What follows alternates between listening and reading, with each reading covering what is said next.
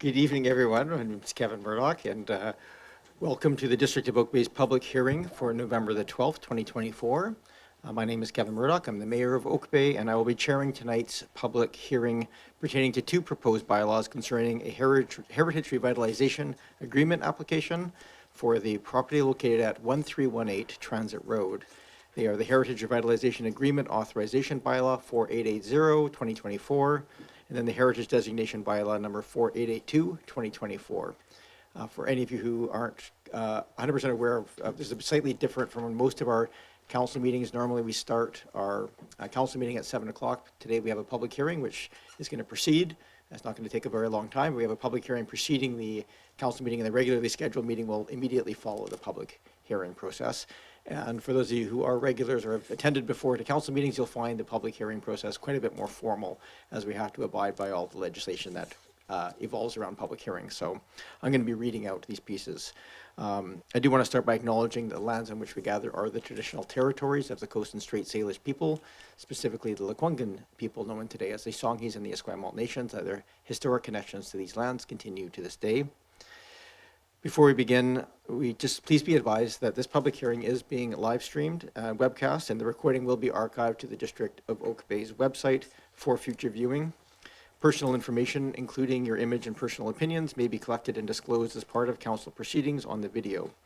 When presenting to council, if you are acting as a representative of a resident of Oak Bay or speaking of another party, please ensure you are not disclosing any personal information about that person for which you do not have consent to do so.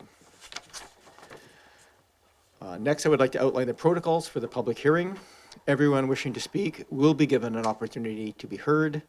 I just ask that speakers limit their initial comments to a maximum of 3 minutes so that everybody who is interested in speaking has the opportunity to speak. Once everyone has had a chance to speak once, those wishing to speak again may do so if they have new points to present. Please keep comments respectful of council, staff, the applicant, and other members of the public. All comments are to be directed to Mayor and Council and must relate to the proposed bylaws. The purpose of the public hearing is to give Council an opportunity to listen to the views expressed by the public. The public hearing is not an opportunity for the public to learn details about the application. This opportunity does occur through previous meetings and presentations and within the staff reports provided to date. For the information of those present tonight, a public hearing binder that contains all written submissions is available for review if anyone wishes to comment on those submissions. As chair, I will reserve the right to conclude any presentations made by any member of the public, council, or staff that does not relate to the proposed bylaw, is disrespectful towards any other person, or is repetitive of views that the individual speaker has already made known to council. And finally, council members are here to listen to the public's opinion with an open mind. No one here has prejudged the outcome of the application. The order of business for the public hearing follows a formal 7-step process as follows. The planning staff will introduce the proposed bylaws. Council will formally receive all written submissions provided prior to the public hearing. Late submissions will be read aloud and formally received. The applicant will then have the opportunity to present their proposal. Council will ask clarifying questions of the applicant or staff. Members of the public will then be invited to provide comment on the bylaws. As I said, all will be welcome to speak. The public hearing is then at the conclusion recessed or closed as determined by council motion. So with that, we'll move to the meat of the public hearing. So first, I now invite planning staff to introduce the proposed bylaws, the purpose, of bylaws 4880 and 4882. Mr. McStravick. Thank you, Your Worship. We have prepared a brief PowerPoint presentation, which should be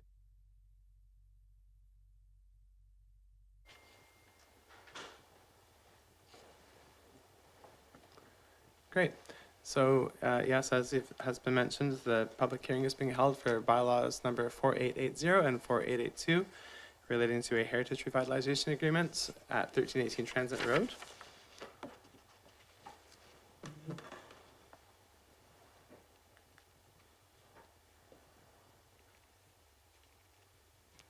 Next slide, please. Oh.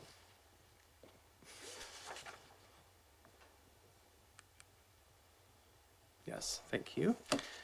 This slide just shows us the site context. We can see the subject property outlined in yellow at the center of this map. It's at the southwest corner of Transit and Brighton. the zoning of the nearby properties is also shown on this map. The purpose of bylaw number 4880 is to enable a heritage revitalization agreement between the district and the owners of 1318 Transit Road. This HRA will ensure certain heritage revitalization measures are undertaken at the Glengyle residence at 1318 Transit in accordance with the conservation plan prepared by heritage consultants Donald Luxton and Associates. The heritage revitalization agreement will also grant additional density permission at 1318 Transit Road to facilitate the creation of 3 additional lots, which will be developed with fee simple townhouses.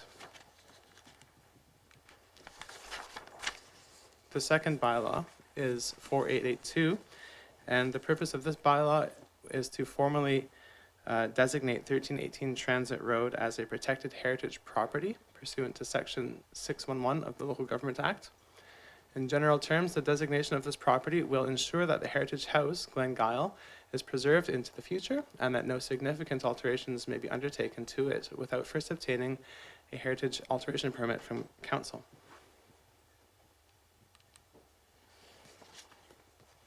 This next slide simply shows a plan of proposed subdivision, which would be enabled by the HRA.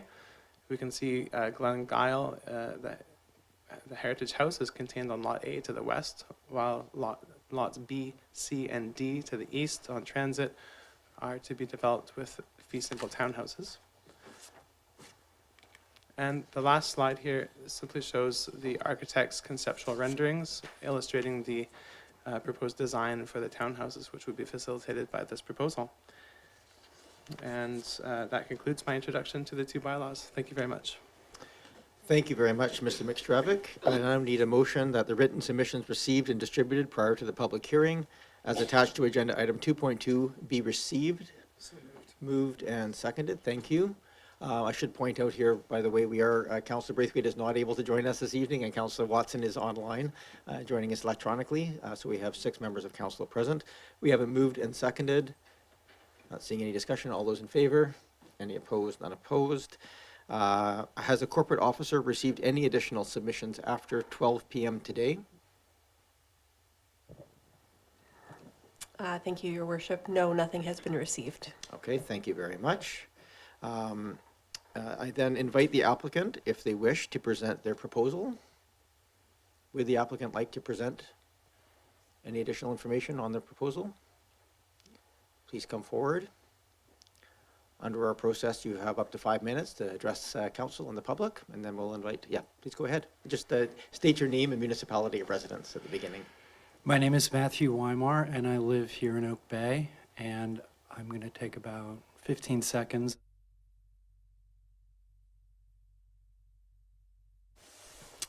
Carolyn, who is the architect on the project and who has will fill the remaining few minutes. I'm just, thank you very much for your consideration. We've worked long and hard on this and taken a lot of perspectives into consideration over our previous meetings, and I think it's been a very, productive experience. So. Thank you very much, Mr. Weimar. Please come forward. Same process, just state your name, full name and municipality of residence for the record. Carolyn Wilson, municipality of residence is City of Victoria. So to briefly describe the project, it is a single-family lot at 1318 Transit with a house that was originally built in 1896. The property itself is on a very sloped site that on Transit, it is 6.7 meters lower than the elevation of the house. So we have provided a design that subdivides the lot into 4 fee simple lots with 3 townhouse units, and where the townhouses face Transit, and that's their access for their vehicles. The house itself has an existing access off of Brighton. And so the driveways come in at the lower level, which is a basement, and are nestled into the topography of the site so that we have 3 stories facing the street and 2 stories at the rear. We also utilize the unique shape of the lot to take the angled front property line and break up the townhouses so that they're staggered on the site, and reference the single-family house, the heritage house, with the main gable that runs east-west. The house was originally Victorian in style, but had two subsequent additions that were arts and crafts, so it's an eclectic mix of character, details, and materials, and we did not want to reference that style, but certain features of the heritage house, such as a second-story veranda that is facing east. We've provided that in the townhouses on the upper level, facing east and west. And that veranda allows us to provide solar shading for the windows on the upper two floors. The character of the cladding, the house in the Victorian style has a wood horizontal siding, and we've brought that into the upper level of the townhouses, but in fiber cement board, so that it has longevity and durability. The site itself has a original stone fence that surrounds the property, and we provided that in the lower two floors of the townhouses, so that we've maintained a rural character of the site reflected in the proposal of the townhouses. For the sustainability of the site, the development, we will have native drought-tolerant plant species, trees, shrubs, perennials, ground covers, and permeable pathways with flagstone patios and gravel walkways, and then stormwater collection below the driveways, heat pumps in all of the units, natural hardwood flooring, and low VOC paints, and Energy Star appliances. So the idea is to create high-quality townhouses while adding a middle-density development to the neighborhood, because we're surrounded by single-family homes and also five-story multi-unit residential buildings off of along Newport. So this is fitting a smaller density in with the 3 units that may be appealing to people who want to downsize or for people with young families. And that concludes our presentation. Thank you. Thank you very much, Ms. Wilson, and well within the 5 minutes, so thank you. Does council have any questions of clarification for either the applicant or for staff? I don't see any. So with that, I am going to move to the public input portion of the meeting. For members of the public attending in person who wish to speak to council, please raise your hand and I'll invite you forward. For members of the public who are attending on Zoom who wish to speak to council, you can use the reactions tab at the bottom of the screen to raise your hand. And if you've joined by phone, you can hit *9 to raise your hand and we can let you into the meeting. If you are watching the live webcast on YouTube and wish to speak to council, you'll have to join the Zoom meeting or call the phone number and use the meeting ID shown in the agenda package, or I believe we're going to show it up on screen as well. Is that happening? I will just read aloud the ID in case you don't. It is in the agenda package at 883-1420-5452, and passcode is 533596. For all speakers, please just note that your name and comments may be recorded in the minutes of the public hearing and form part of the permanent public record. And same process you've heard so far is just begin your comments by clearly stating your name and municipality of residence, stating whether you are in favor or opposed to the proposed bylaws, and providing your comments. So please, at this time, if anybody here is here to speak to the public hearing matters, please raise your hand at this time. We have received a number of pieces of correspondence, so if there's just so you know, if anybody has written correspondence, we have read all the correspondence that has come in. I don't see any hands being raised at this time. I will call a second time for any speakers invited to speak. If there's any speakers wishing to speak, I'll ask a second time. Again, just giving a chance for anybody online who may be wishing to raise their hand. Oh, please come forward.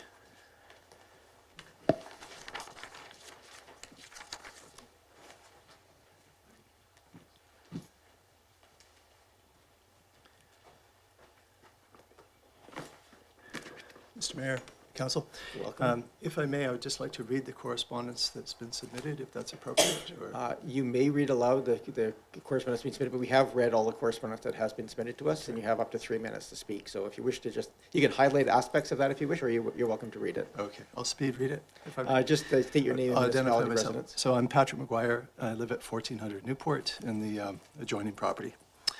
And thank you for your time. We're writing to express, on behalf of myself and other residents in the property, it's a 42-unit strata, which abuts the 1318 transit.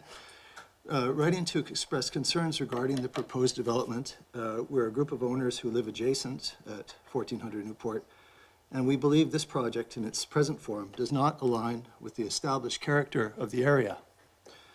We believe that alternative sites for densification, to which we are not opposed, would better serve the community and our municipality's long-term interests.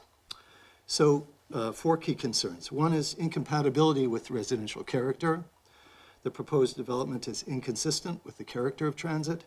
The street's defining aspect is single-family homes with generous gardens, and the construction of 3 townhouses on this lot would alter transit's aesthetic and character. Point 2, alternatives for development. There are numerous sites along Newport, and I live in one. Oak Bay Ave, Cabro Bay Road, Foul Bay, Granite, Windsor, Willows Beach area, etc. Better suited to townhouse and multi-unit development and redevelopment projects.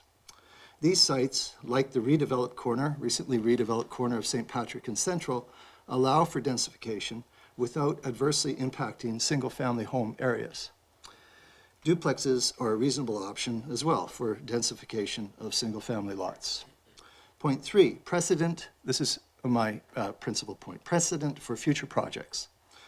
Approving townhouse development on transit sets a precedent for future projects, and the eventual loss of Oak Bay's gardens to infill development, asphalt driveways, and garages. We'll lose our gardens. We'll lose the character of Oak Bay. That's my feeling, very adamantly. 4, long-term vision for community integrity.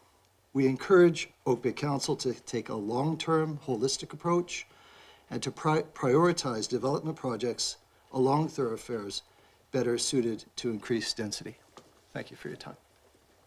Thank you. And well within the 3 minutes allowed, by the way. So. I think I saw a second hand come up as well. Was there anybody else who wished to speak? I just wondered. You have to come forward to the microphone. Sorry. This is a very formalized process. We just need to put your name and municipality of residence, please, and then your. Leslie Finlayson, Oak Bay. Yes. I live in the house next door. So the first question is, when you say you've read everything that we submitted, are you going to address all those concerns, or do we bring them up individually again? That's a good question. Thank you for asking it. We don't necessarily address them here. We can ask questions. So I think in your case, you were concerned about shading from a potential fence. Is that correct?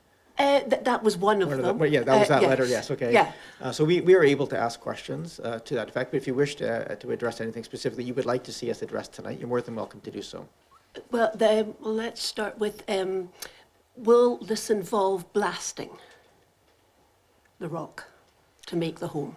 What I might do is collect all your comments, and we can seek answers to questions when council has a chance to come back. Okay. Maybe before I actually do that, I'm just going to make sure I follow the correct process here. If there's questions raised by members of the public, I want to make sure I don't overstep my bounds within a public hearing.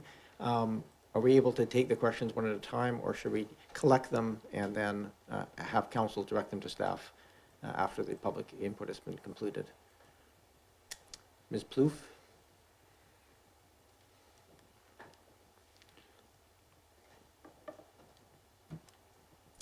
Thank you, Your Worship.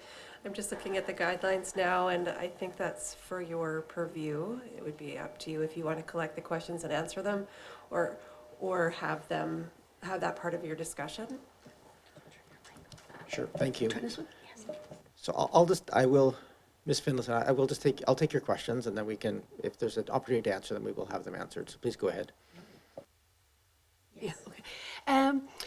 I I can see the energy that's gone on to designing these to sit as well as possible, and I understand densification is a priority. I don't think they're visually very integrated with the aesthetic on transit, which is obviously many things. There's many things going on, but it's that non-anything type architecture that's everywhere and very dull. So I don't like that, and I am a little concerned about shading, but I understand the houses are going on property that's not mine.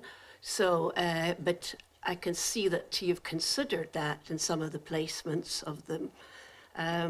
What else do we have concern about? We were worried about water running down. You know, we're all experiencing more wind channels are going to be created by these places being built, and where does all the water runoff go? So I think that's another thing that I would just like to really understand.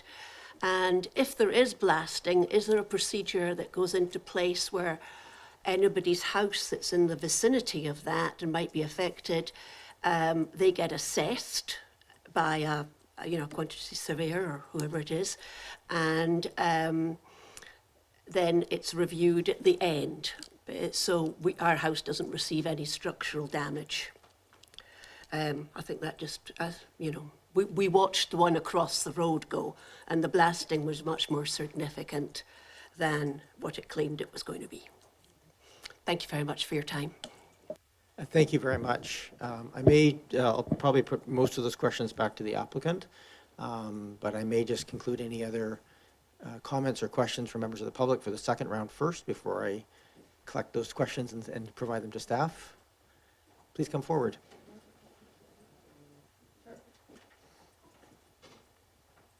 Oh, wait, I'm just going to, there's one other member of the public who wished to speak before we.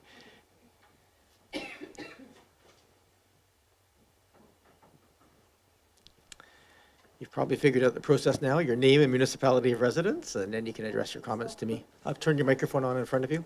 Oh, right there? Done this before. Perfect. Okay. So I live in 1400 Newport Avenue too, which is the condo building. You state your name and municipality of sorry. residence? Yeah. It's Janice Riseborough. Okay? Go ahead. Yeah, so I live in 1400 Newport Avenue, which is right beside where the construction is going to go in, right? In the condo there. So I'm just wondering, we share the fence with them, just like this lady does here. She's got a fence, right? So we're very close to that property. And just wondering, I didn't understand how many places were going in, how many. Yeah, like I don't really understand it all, So how many are they proposing? How many townhouses? I can answer that question. It's a very simple one. So the land is being divided in two. The portion facing Transit Road is having 3 townhouses placed on that lot, facing Transit. All right.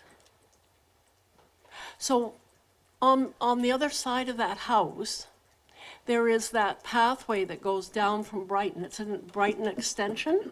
Is that going to still stay there, or will they take that out? No, that is municipal right-of-way. That's not part of the development, so that stays in place. Yeah, because it's just a little pathway that goes down there. Okay, yeah. There was something else I was going to ask too. Oh yeah, the designation of the house. So, poor Mrs. Ross, they didn't get her house designated, and the one beside it. And those were 2 that could have been very well designated. How are they going to justify designating this house beside us? How are they going to justify that? I'll let you ask all your questions. I'll come back to that one if you wish. Is there any other questions you have to ask or any other comments? No, not at the moment. Okay, well, as you take your seat, I'll try and answer your question. All right. So designation in Oak Bay, there's 2 different forms of heritage recognition. One is registration. Heritage registration essentially captures the stories of the buildings. It also allows for the municipality, if they wish, with some pretty strong caveats, that you can create a designation by the will of council, not by the owner's desire. Then there's designation, which provides a number of factors. One is protection, so it actually has legal protection as a heritage asset, but also provides access to grants and things so for helping maintain an existing heritage home.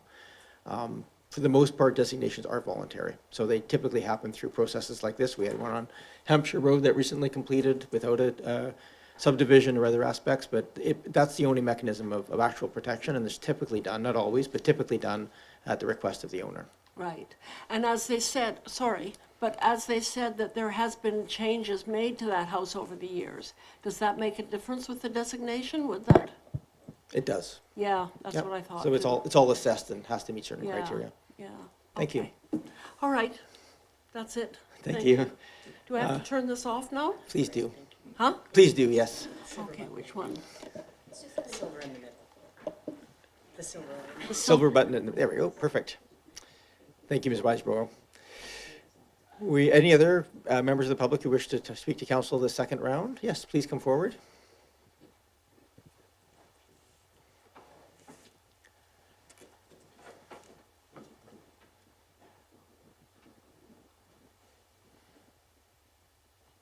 Yeah, same process, yeah, it's on. You can just state your name and municipality of residence. I'm Gordon Trick. I live at 1309 Transit Road with my wife Leslie Finlayson, who you just heard from.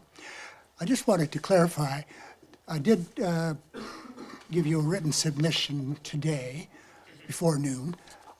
Will there actually be answers coming back to us about our concerns, or does that simply just get shelved into the public record? Because there were a few concerns in there regarding parking, the actual construction process itself, blasting, for example, the necessity and the style and height of the fence that was going to go along the perimeter between our properties, and wind and runoff water considerations. I think those are the main ones. And those are questions I would normally ask anyway. What does happen when you've got three big townhouses on a lot that's that steeply sloped? Where does the water go that would normally run off there?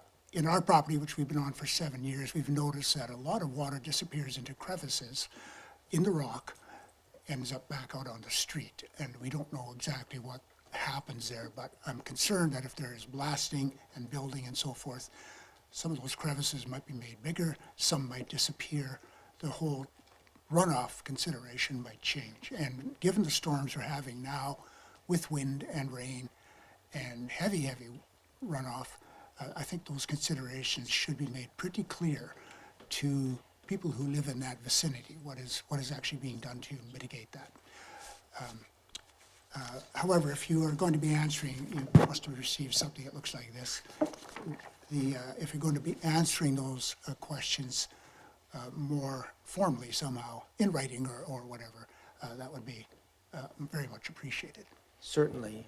And just for clarification of the process, I did take your partner's questions. I noted them down. So the questions around blasting and water runoff.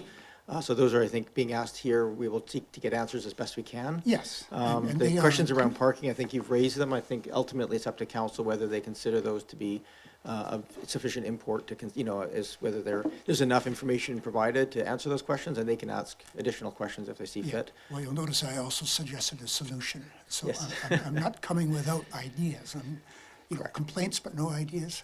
And I will say things like fencing are outside of the purview of bylaws. These are, we don't typically cover those pieces. Those are neighbor agreements between properties. So Good. it would be no different whether it's a single family home or a townhouse. The fence agreement is ultimately between the two neighbors.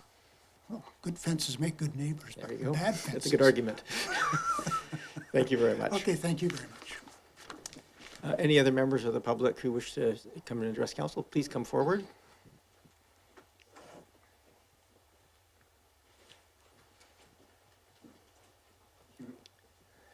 Hugh Turner, Oak Bay. Welcome. We're just at 1260 Transit. Question, 1220 Transit is, we call it the Donald's House, the big red house down the way, was designated as heritage a few years ago. I'm just curious as to the lot beside it. That might be something, is it designated heritage as well? because it's quite a large, it's a double lot, I believe. So I'm just wondering if it's possible to get designation like the Weimar's house without having to do a development permit. Yeah, good question. And we are here talking about the specific bylaw tonight, but I'll answer the question. So designations can apply to lots as well as buildings. They don't necessarily. So it's as it's defined within the designation. And that being said, absolutely, buildings can be designated without any heritage revitalization agreements at all. In fact, we just had one on Transit Road where the owners went through the process of developing a statement of significance, recognizing the architectural and social history, and designated the house, which gives it the protection as well as the access to the grants. Which one was that on Transit? Oh, sorry, on Transit. My apologies, on Hampshire Road. Yeah. Yep. Thank you.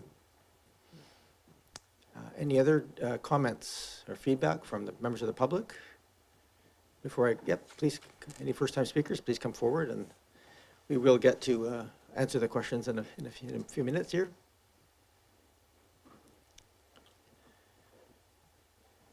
John Pallett, District of Oak Bay.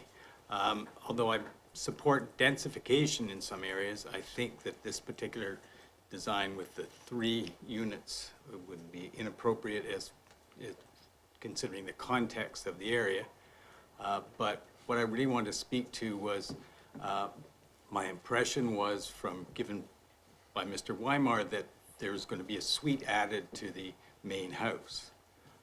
So I would like that clarified, and also concerns about parking either on Brighton Avenue and preservation of access on the laneway. The laneway is considered, or the pathway, I guess, Centennial Pathway, is a major thoroughfare from areas south of there to the library. I mean, there's as many people travel on that road or on that walkway as drive on the roadway.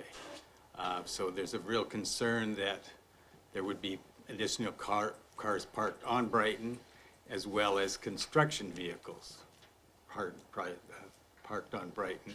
So there should be some consideration or enforcement by the city of no parking on Brighton, and no parking in front of the entrance to the pathway. So that's my main concern, is that be addressed at some point in the future. And other than that, that's all I have to say. Thank you. Great, thank you. I'll leave the operational pieces of management of that separate from the bylaw considerations we have here tonight, but I appreciate the feedback. It's helpful for staff. Any other members of the public wish to address us? This is the second round of opportunity. Not seeing any hands, so I'm going to invite the applicant to come forward. I have 2 primary questions here, which may or may not be able to answer. Please come forward. Yeah, please, Ms. Wilson. And I think the questions were just around, some assessment of blasting, given the architectural design, how much blasting is expected, and secondarily, has water runoff issues been considered as part of the design application?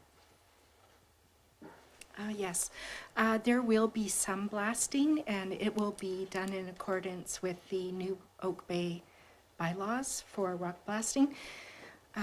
We will ensure that there is an arborist on the site during blasting to ensure that all of the trees in the area root zones are maintained and are safe. Also, there will be assessments of the surrounding buildings, which is industry standard before and after blasting. So we will proceed in minimum impact method of rock removal. This is not a full basement.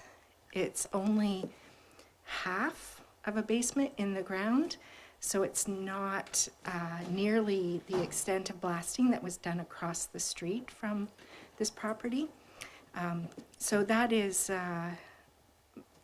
basically how we would be moving forward with that. And with the rainwater management, our civil engineer has provided a design for rainwater collection, so we'll be collecting everything off of the roof and it will be going to the perimeter drains and to storage beneath the driveway. So that'll slow down the runoff into the stormwater management system.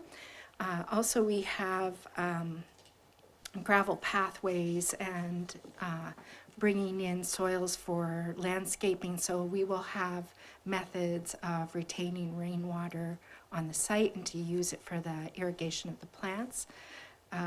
We don't see that there would be a greater rainwater flow into the municipal system because of the collection that's going to be provided on the site. Thank you very much. You're welcome. I have no other questions, I think, unless the council has heard anything here that would require some clarification from the applicant. Councillor Green? Through you to the applicant, thank you very much for being here. I just wanted to pursue a little questioning on the blasting issue. Have you had, or are you thinking of perhaps a geotechnical assessment of the area? It's a very interesting lot, and there's rock shelving. You know, it appears like shelving up to the main house. So I just wondered if there will be a geotech survey to help to assist about how much rock has to be removed and the extent of blasting. And just for your information, we don't have a new blasting bylaw yet, I don't think, but we're in the throes of looking at that. Thank you. Thank you. Thank you, Councillor Green. Go ahead, please go ahead, Ms. Wilson. Yes, we have a geotechnical engineer on board who's already done a site assessment, and they will be there during blasting for certain, supervising it, the process. And yes, I was aware that it's in progress. Thank you for that. Okay, I'm going to wrap that up for a second. So just want to remind everybody, please be reminded that this public hearing is the final opportunity to provide council with comments prior to the potential consideration of these proposed bylaws. If there are any additional written submissions to be included in the public record of the hearing, you must provide that submission to the corporate officer who's sitting over here now prior to the close of the public hearing. So with that, I will make the third and final call for public input.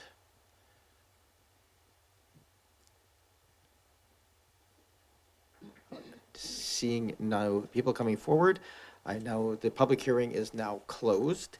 Now that the public hearing is closed, no further submissions or comments from the public or interested persons can be accepted by members of council. Please be advised that should council need clarification or staff opinion on issues raised at this public hearing or the information associated with the public hearing, council can request such clarification from staff after the close of this public hearing at the following regular meeting of council when third reading of the proposed bylaws are being considered. That meeting of council is scheduled immediately following this public hearing right here in this council chambers. That concludes the public hearing portion of the night. So thank you everybody for participating. Really appreciate all the input that we've had here. And we will now move to the council meeting. I do wish to, if anybody wishes to leave, please, you can quietly do so now. Appreciate you coming. Do we need any time technically to move over the cameras or anything else? I think we're just continuing our online Zoom meeting. Do we need to do anything cutovers or anything else technically? I think at this point we're all.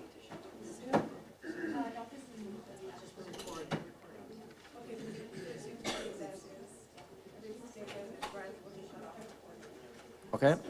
So are we ready to start? We're good. Okay. Yeah, thank you very much. So I'm going to call to order. I'm just going to ask people if they could keep having conversations to have those conversations either in the foyer or outside. For members of the public, if you could just, we're going to call the next meeting to order.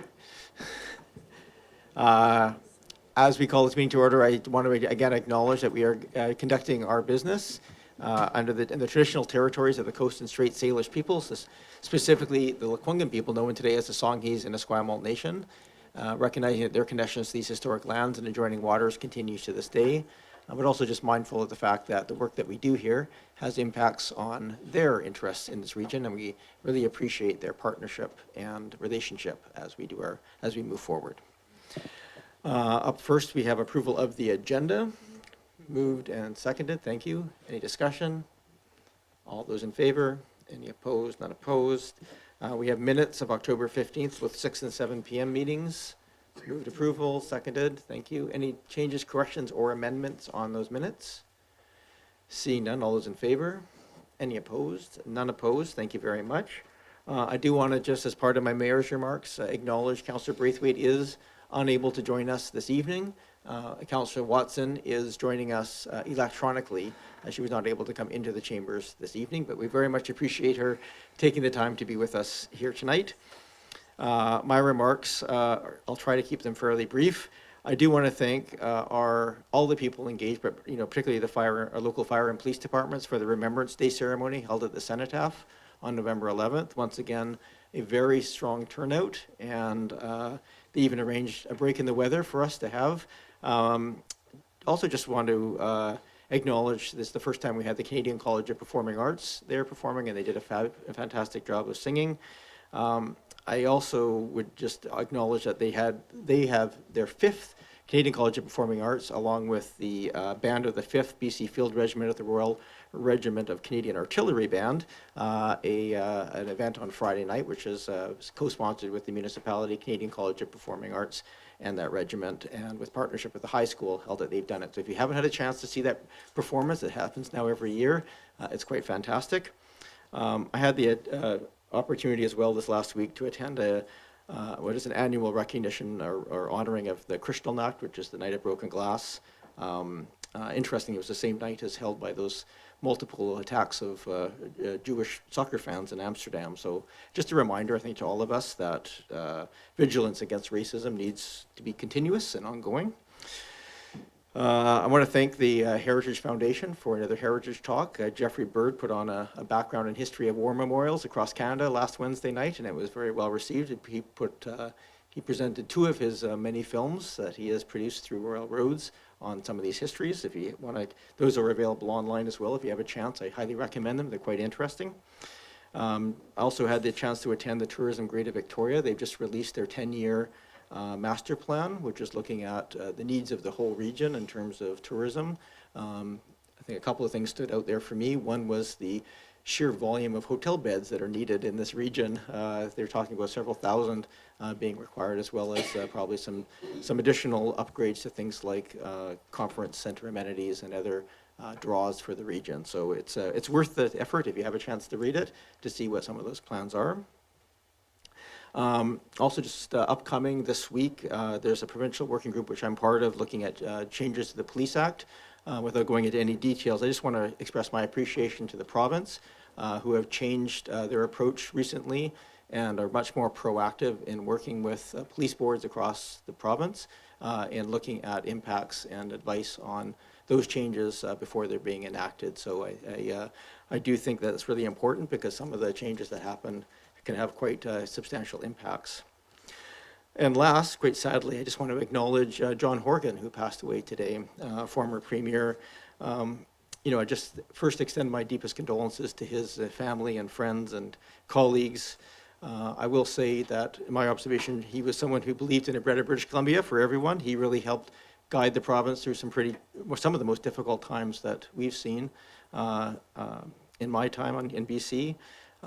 I will say at a personal level, in all my interactions with John, I always felt he welcomed ideas that were not his and even differed from his. And I think he really genuinely tried to find solutions for the needs of residents and businesses, and really in a nonpartisan way, which isn't always the case when you get into those positions of power. So I guess I will also say I really appreciated, he was extremely respectful of municipalities. So we've had some formal interactions with him, both through UBCM and one-on-one as a municipality. And he was always willing to jointly look at issues that we face as trying to find solutions. So I found him to be an exceptional leader, and I will say on behalf of our council, we will definitely miss him. So that concludes my comments. So thank you very much, and I wish I could say more, but I will leave it there for now. We do have an opportunity for public input period. This is an opportunity for any members of the public who wish to speak to council on matters of interest. So this is not on items on the agenda. So items on the agenda where they have opportunity for public input will have that opportunity. definitely not on the item that we just had for public hearing, because we can't hear anything more about that until we address it. But anything else that's just of general interest to the municipality, please, Ms. Minus, who we recognize, please come forward. You can demonstrate how to do this. So just name, municipality of residence, and then you have up to 3 minutes to address council. Good evening, my name is Charmin Minus, and I live in Oak Bay. I happen to live in Oak Bay's only heritage conservation area. And what I would like to address tonight is probably the shock and horror that many people felt about the two older homes that came down in such a destructive way on Beach Drive in the last couple of weeks. That's 1069 Beach Drive, an old Ross home built in 1912, and 1101 Beach Drive. It was further back from the street, and it was built in 1914. I believe both properties have been bought by a single person. Now, we all know that there is no protection for houses unless they're designated, and in my other volunteer capacity, I really wish more people would come forward and do that. There was so much reaction in the newspaper and on Oak Bay Local Facebook, people horrified. Why wasn't something done about this? Why didn't the municipality designate them? And I sometimes feel I could just stand on a street corner and tell people exactly how you can do that, if you really feel that strongly. But anyway, what I would like to suggest, since it's already done and dusted now, and just in case this kind of thing happens, because if someone doesn't designate their house, there is no protection, are some better rules about deconstructing or saving a house's bits when it's taken apart. Vancouver has a deconstruction bylaw. It was established in 2014. I've got a few notes here, did some research. They have two types. There's deconstruction and salvage, which is carefully taking the house apart, saving the fireplace, the stairways, etc.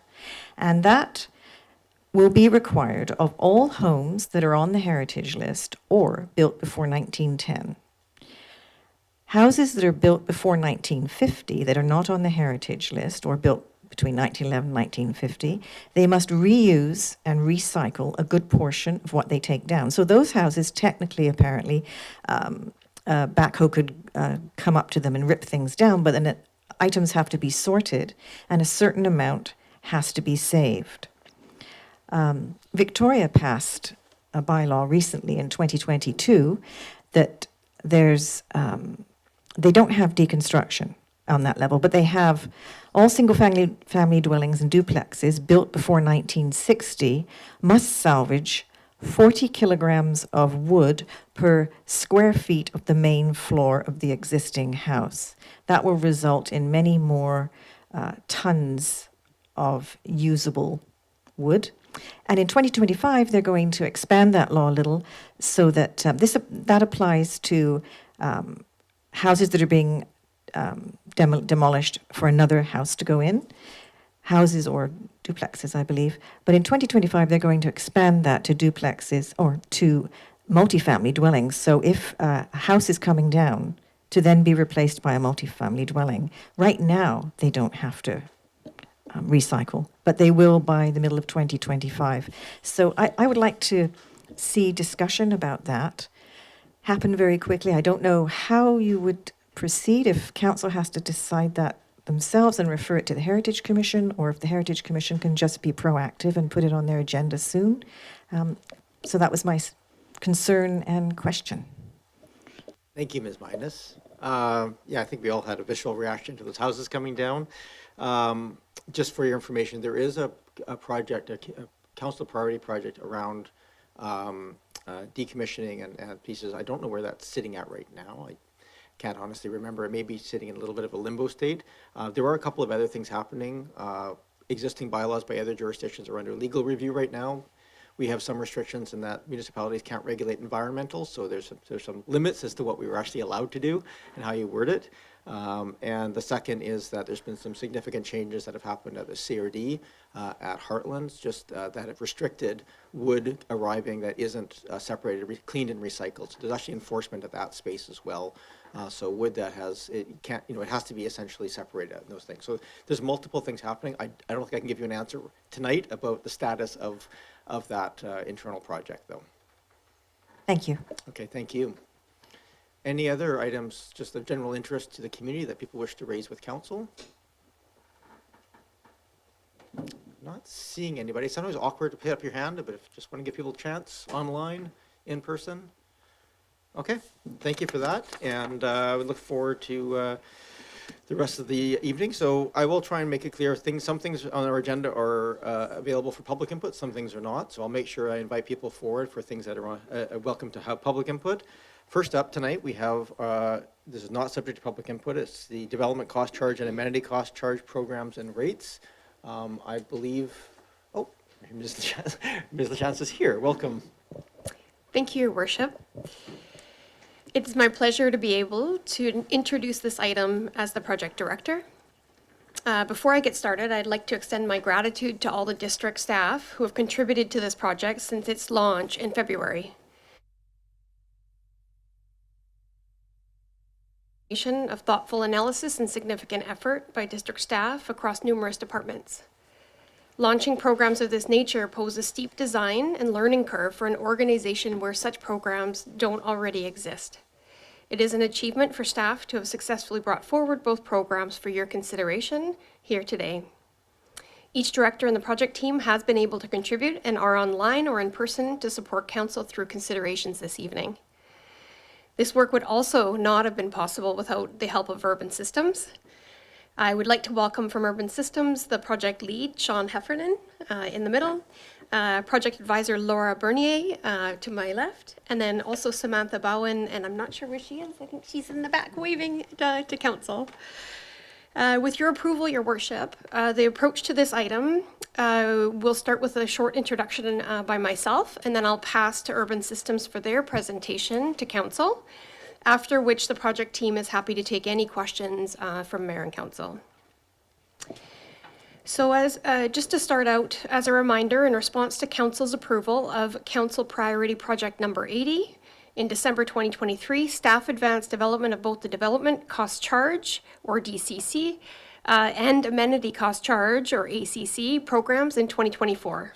This project is one of 3 Housing Action Plan projects prioritized in 2024. This report provides a progress update on Council Priority Project number 80 and provides staff analysis of the proposed program and rates. Attached to the report, you will find Urban Systems presentation detailing both the DCC and ACC programs. The project approach was designed to rely on Urban Systems as a lead in developing the program and rate development, with additional consultants also providing growth and infrastructure modeling as inputs.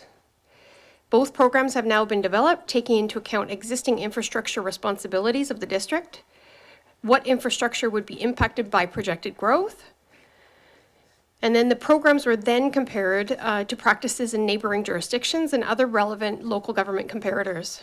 The recommendation is to receive the report, endorse the DCC and ACC rates, both with a municipal assist factor of 1%, and endorse the programs to be advanced to public consultation. Public consultation will be launched this week and has been designed consistent with approaches taken in neighboring jurisdictions. Pending public consultation, staff will return with the further analysis, options if applicable, and with staff recommended bylaws before year end. Just a note as a reminder for Mayor and Council, the DCC bylaw will require inspector approval before 4th reading and approval.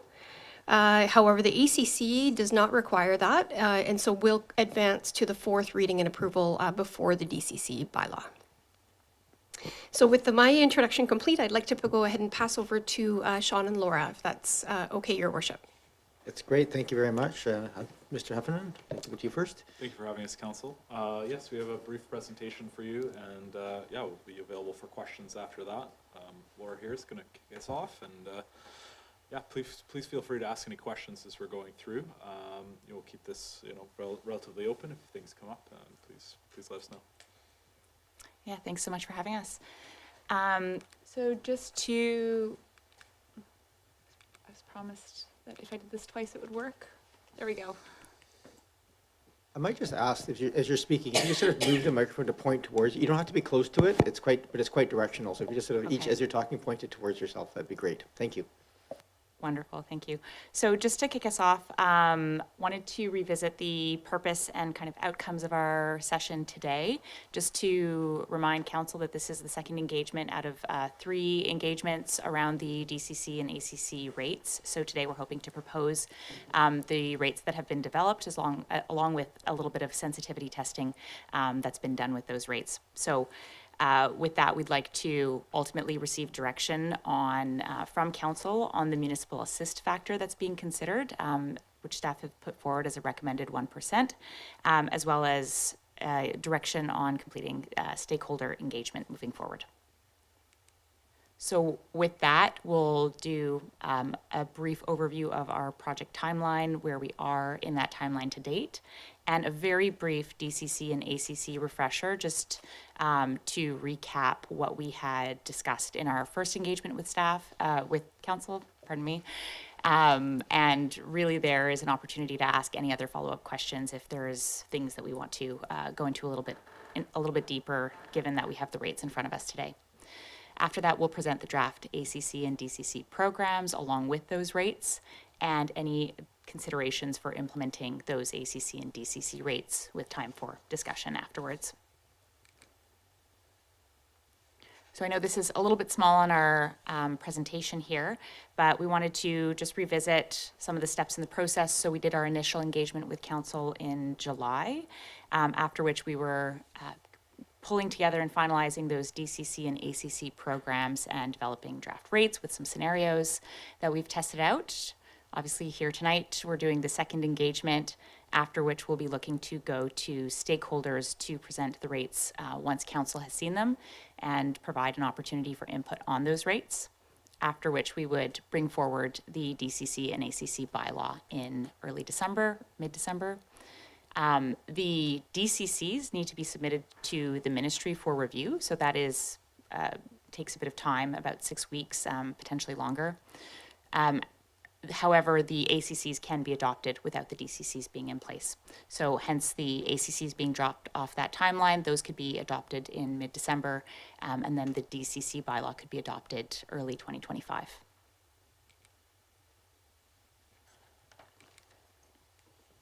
Okay, so that's for the housekeeping, and we wanted to do just this very brief overview of how we develop DCC rates and ACC rates.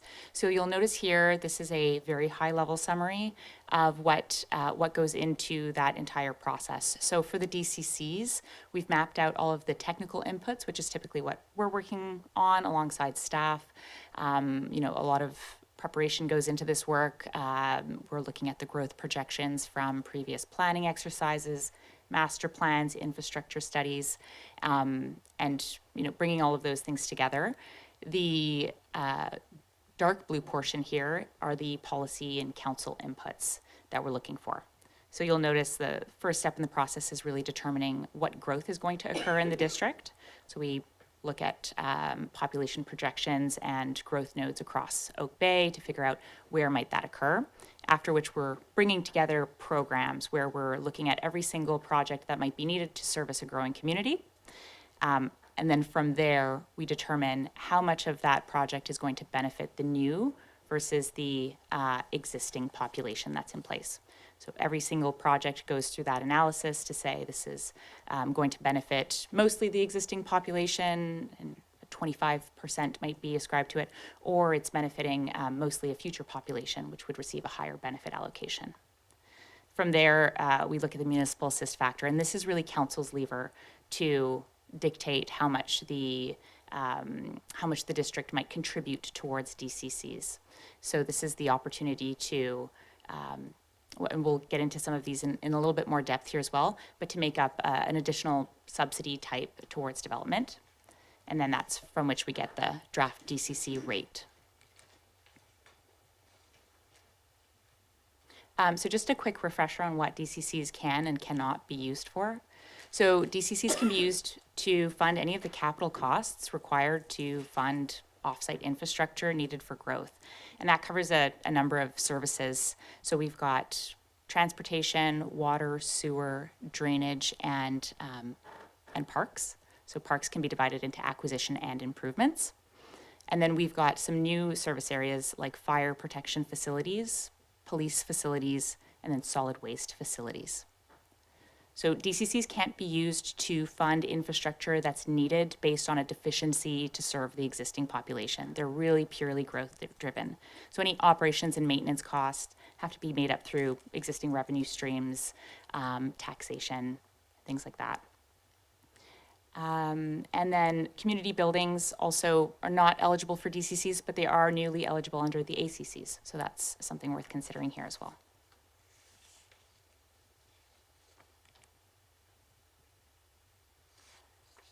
Okay, so that benefit allocation piece that I was referring to earlier is really the technical exercise required on every single project that we do to understand how much is a project benefiting new or existing population.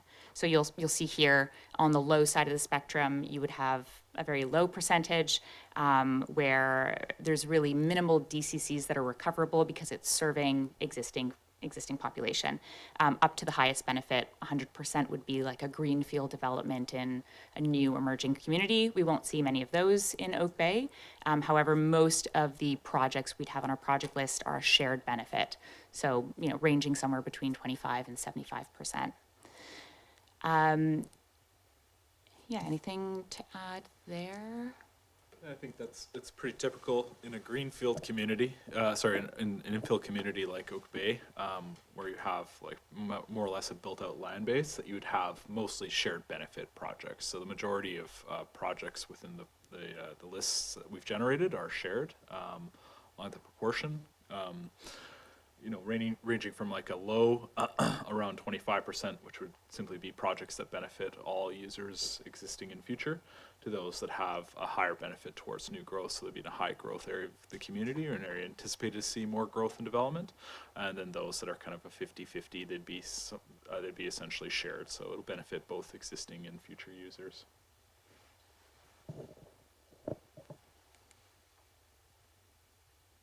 Yeah, and that tool is really, it's a great one to demonstrate that these are cost sharing tools. This isn't a charge that only the developer is bearing. It's a cost that both municipalities and developers bear together. So with that, we have the municipal assist factor, which is a,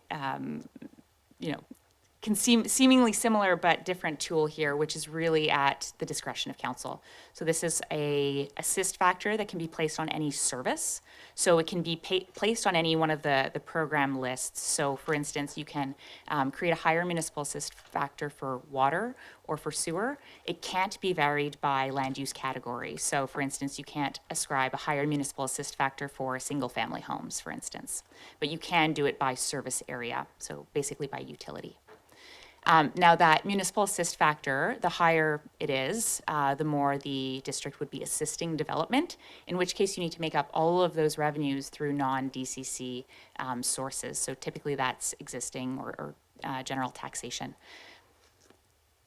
So this tool is legislated by the province. It has to be applied between 1% and 99%. Typically we see it somewhere between 1% and 10% for any given community.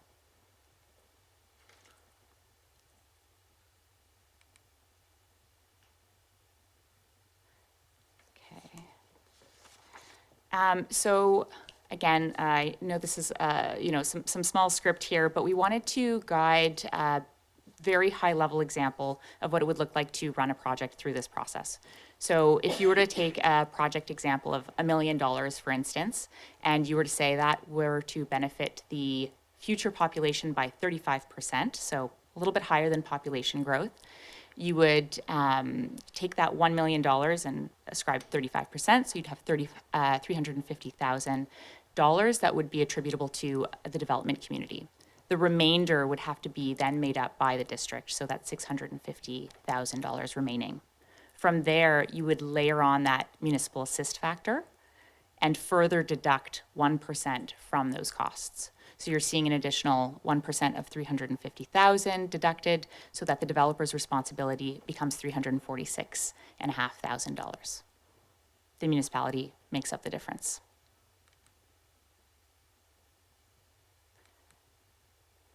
So diving into ACCs, These function very, very similarly to the DCCs. We've highlighted, once again, the overview of the program. So we have identifying growth, identifying the amenities that are needed. So these are, any amenities that are helping the environment, cultural, social needs of the community. Developing the ACC rates, there's a consultation process, and similar to the DCCs, they're administered through a bylaw. One key thing to note is that unlike DCCs, ACCs are by law of council, so they don't require approval by the inspector municipality. So in that sense, they're more flexible and can be more easily adjusted, because the DCCs, again, have to go and be reviewed by the ministry and approved by the inspector municipalities before they can come back and be adopted. So ACCs are a little more straightforward in that perspective. Thank you. So in terms of the ACCs, what they can versus what they cannot be used for, the amenities that can be funded through the ACCs are community, youth, or senior centers, recreation or athletic facilities, libraries, daycares, public squares. That's not an exhaustive list, but it is what's come out through the best practice, the interim guidance for ACCs to date. ACCs, again, can't be used to fund anything that's for the existing population, so it has to be growth driven. No operations or maintenance or asset management can be done through the ACCs. Additionally, something worth mentioning is that the amenity cost charges can't overlap with any existing contribution CAC policies, so that's something that staff will be assessing through this process.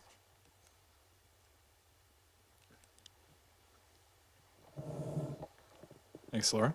I'm just going to walk quickly through the kind of definitions and categories of charge. So part of developing a DCC program is establishing, the units of charge for which DCCs will apply.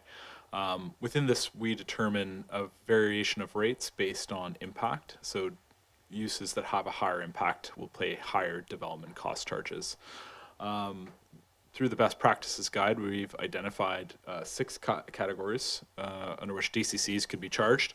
The first is low density residential. And this is accounting for a bit of the SMU change as well in terms of how this will interact with land use in Oak Bay and future growth and development.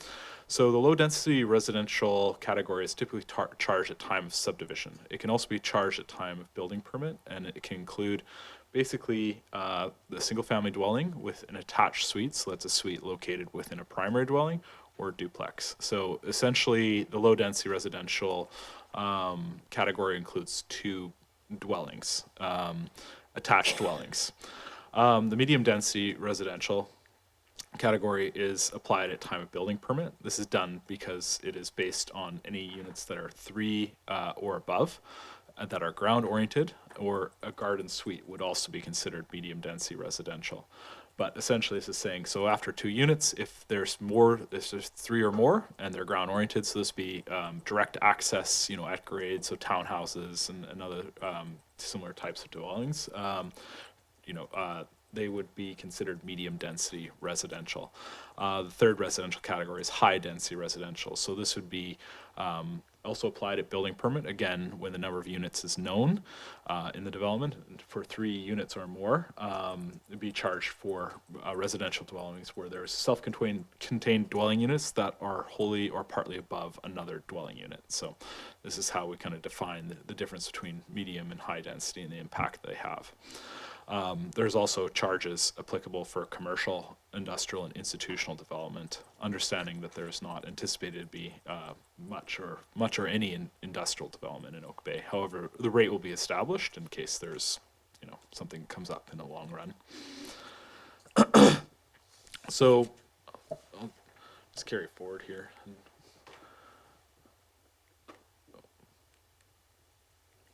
Down is the going backwards. So just a quick summary of the DCC capital program. So we've identified through the the DCC program, so ACCs we'll look at separately, but just the DCCs, over a 30-year time horizon, we've identified approximately $108.7 million worth of proposed works. From this, based on that benefit allocation that Laura walked us through, which is again the apportionment of benefit of a project to existing versus future users, 41 million of that was determined to be DCC eligible, i.e. that's the portion that would be paid for by development towards those projects, which means the remaining 67.7 million is the municipal responsibility. So again, that's the portion that would be paid for by the local government. Again, thinking of this as a cost-sharing tool. And that roughly equals a $2.26 million kind of annual allocation towards the projects mentioned in this list. Having projects on the DCC list does not obligate you to construct those projects. So you know, if you decide, you know, in a few years that the project isn't needed or that it needs to be different, you know, there's no commitment to actually build them. So essentially, DCC provides a basket of infrastructure projects to establish the rate, and then DCCs can be expended on any of those projects up to the amount determined through the benefit allocation.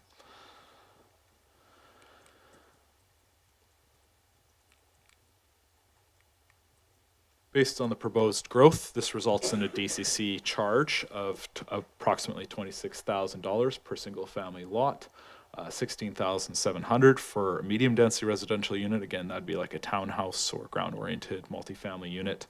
$10,800 for a high density residential unit, $84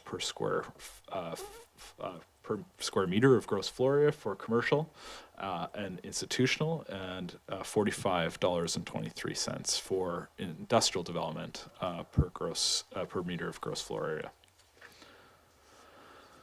So here we can see the distribution of rates by category. So again, each of these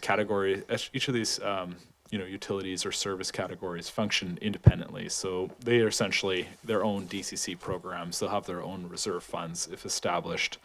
So we can see here that there's a wide distribution between the different service areas of transportation, sewer, water, drainage, parks, fire, and police.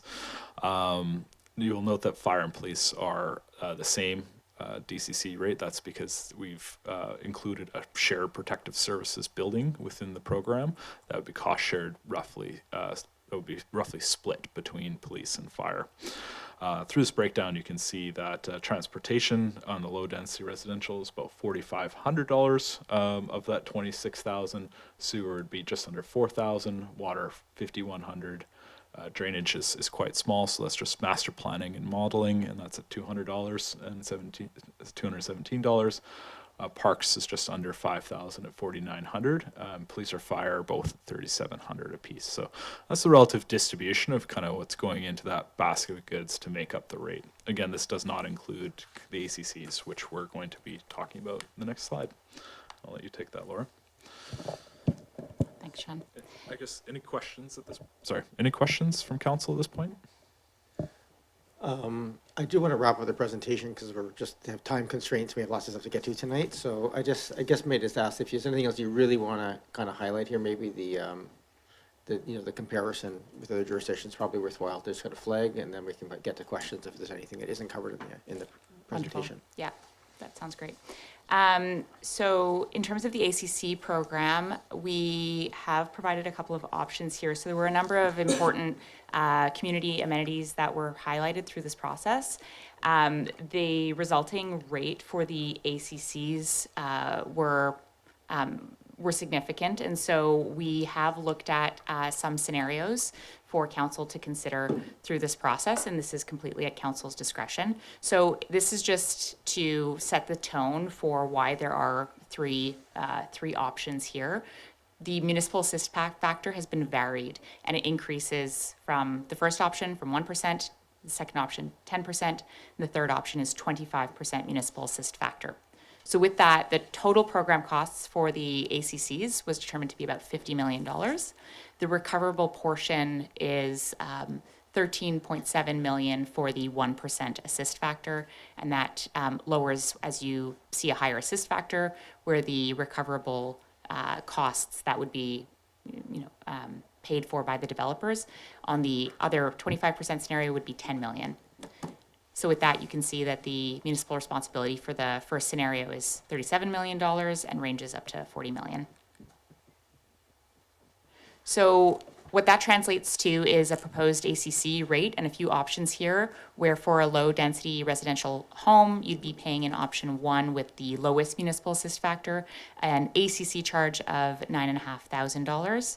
Second option would be $8,600, and the third option being $7,171. And any revenue that is foregone through the municipal assist factor in this rate would have to be made up through general taxation or non-DCC revenues. Just a quick note on our comparisons here. We are focusing a little bit on the low density residential, but in reality, the majority of your development's actually going to medium and high density residential. There's actually very few low density residential developments projected. So just keep that in mind as you're looking at the rates, that the ones that are probably going to be most applicable are the medium and high density residential rates. Thank you. Okay, and then the comparisons we wanted to show here. So essentially, we've Get got... you a new microphone here. Hold on a second. Okay. Very fast technical fix there. Thank you. So here we are comparing the medium density residential rate because that will be the most common one. So for the 1%, this is a 1% assist factor in all of these scenarios that's been considered. So for the DCCs, with this proposed new rate, you'd be looking at a total DCC of $16,500 for medium density homes. And although this, looks to be on the higher order of the scale, many of the communities are actually undergoing updates. So Victoria is currently undergoing an update where these rates will increase significantly. So that's worth considering. Additionally, there are updates that are anticipated in Saanich, View Royal, Colwood, so a few of the communities on that chart. I will note one thing in this comparison that's important to understand is that this includes police and fire, which actually other communities don't have yet. So many of the communities that are kind of undergoing updates or undergoing updates actually don't have police and fire shown in this. So it's likely that when those updates occur, if they include police and fire, they will see similar increases.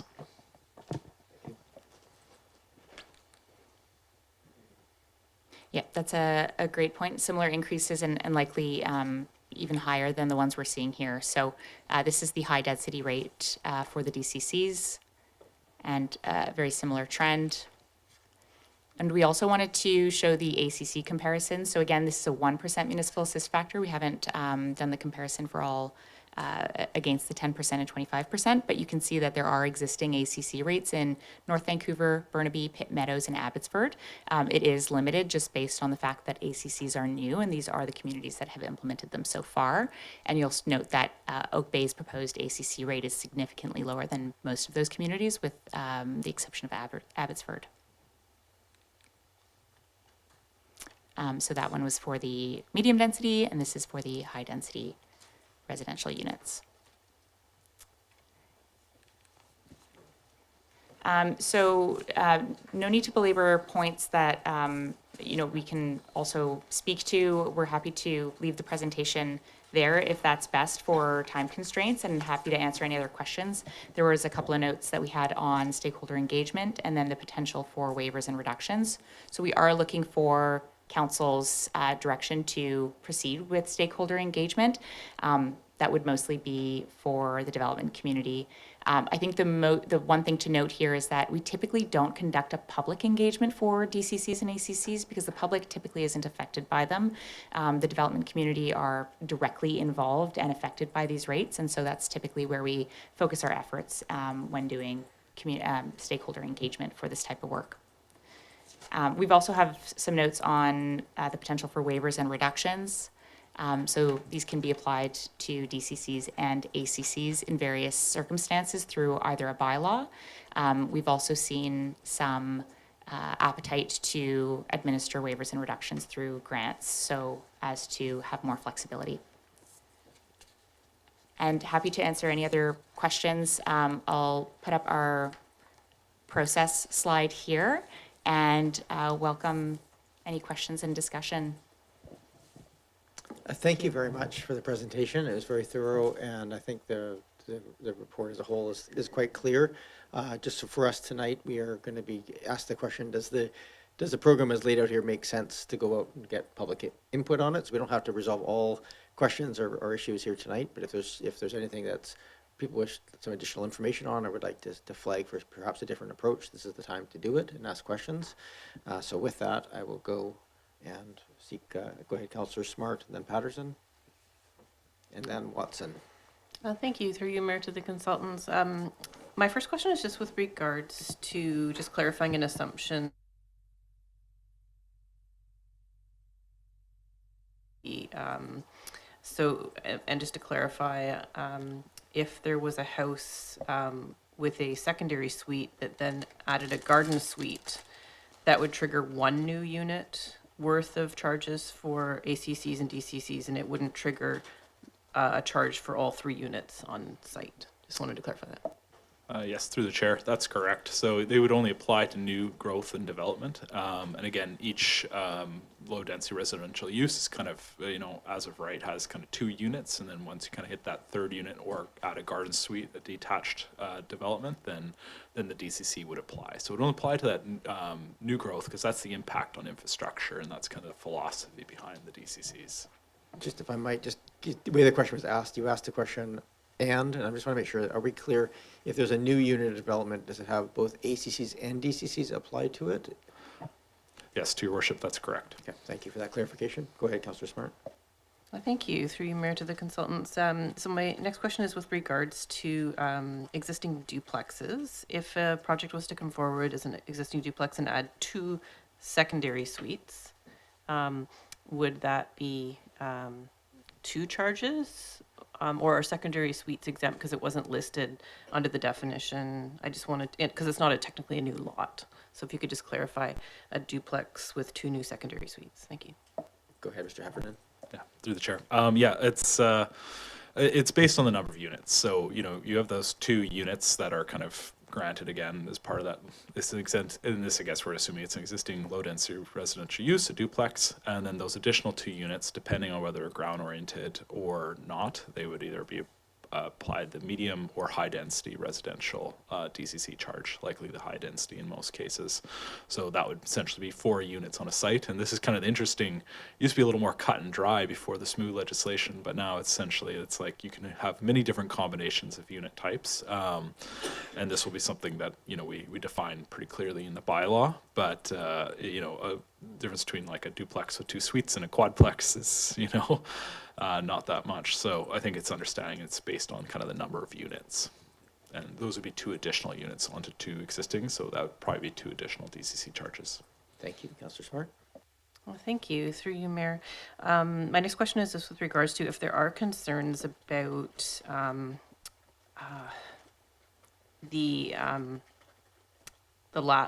impacting the amount of applications we get for accessory dwelling units. And I'm just wondering what levers or control does council have? Like, could we actually potentially say, no, we don't want to collect DCCs and ACCs for accessory dwelling units because we want to encourage this typology in our community?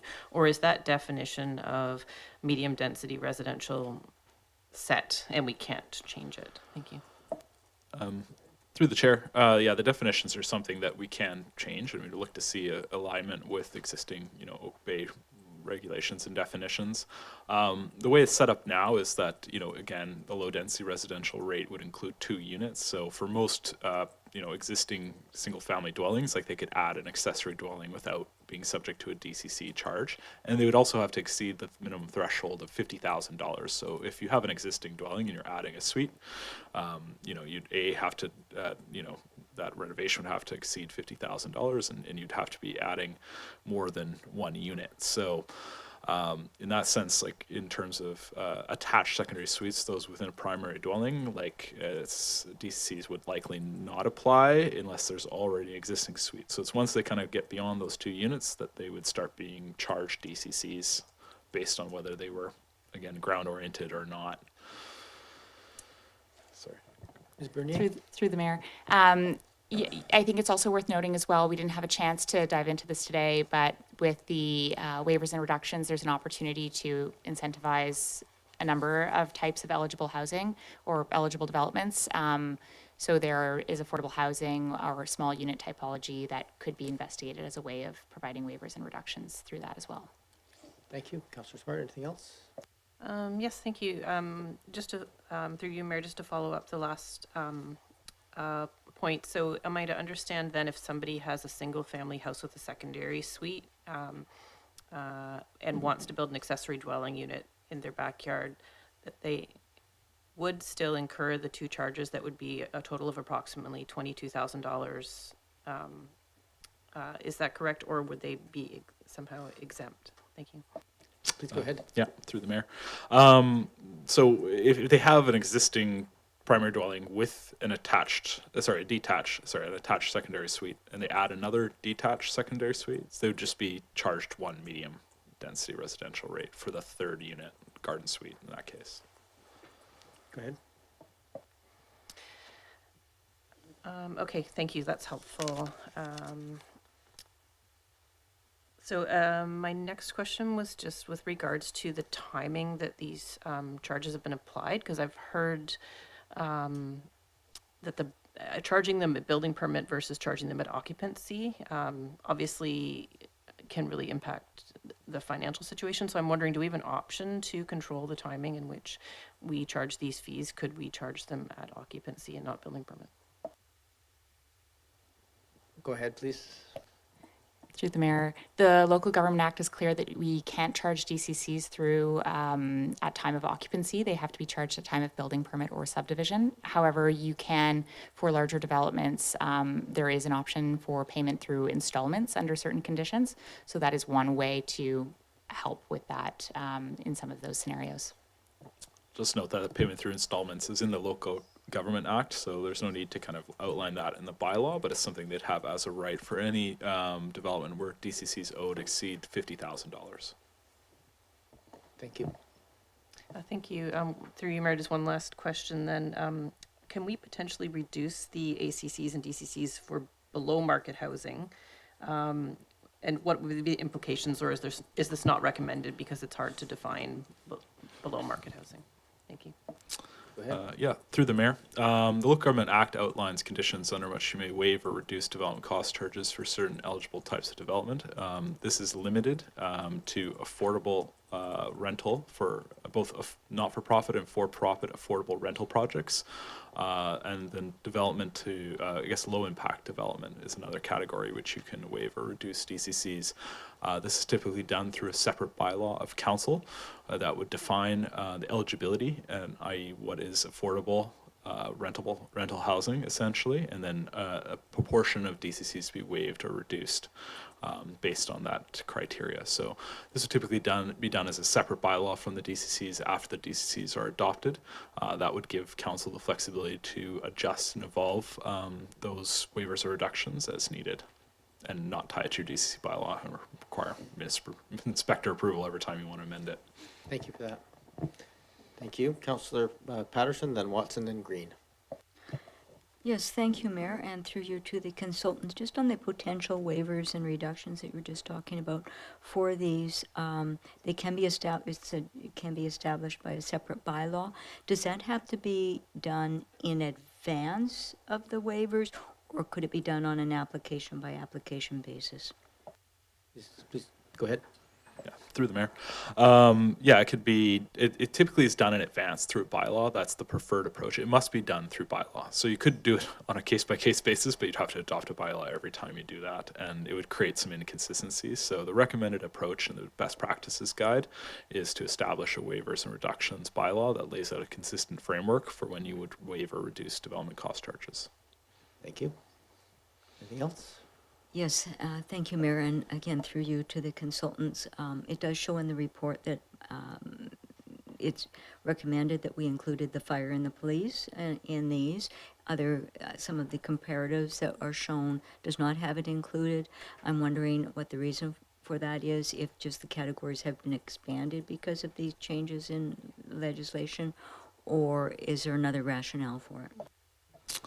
Through the mayor, yeah, you're correct that it's new new categories that the legislation permits DCCs to be collected for. So they're relatively new additions to DCCs. So some communities have not yet had the opportunity to include them and update their bylaws to include those services. So presumably some, as they undertake their updates, may look to include police and fire. They can do those separately too, so you don't have to do all of them at once. You can adopt each of those programs independently. We tend to do them all at once because it's a little more efficient.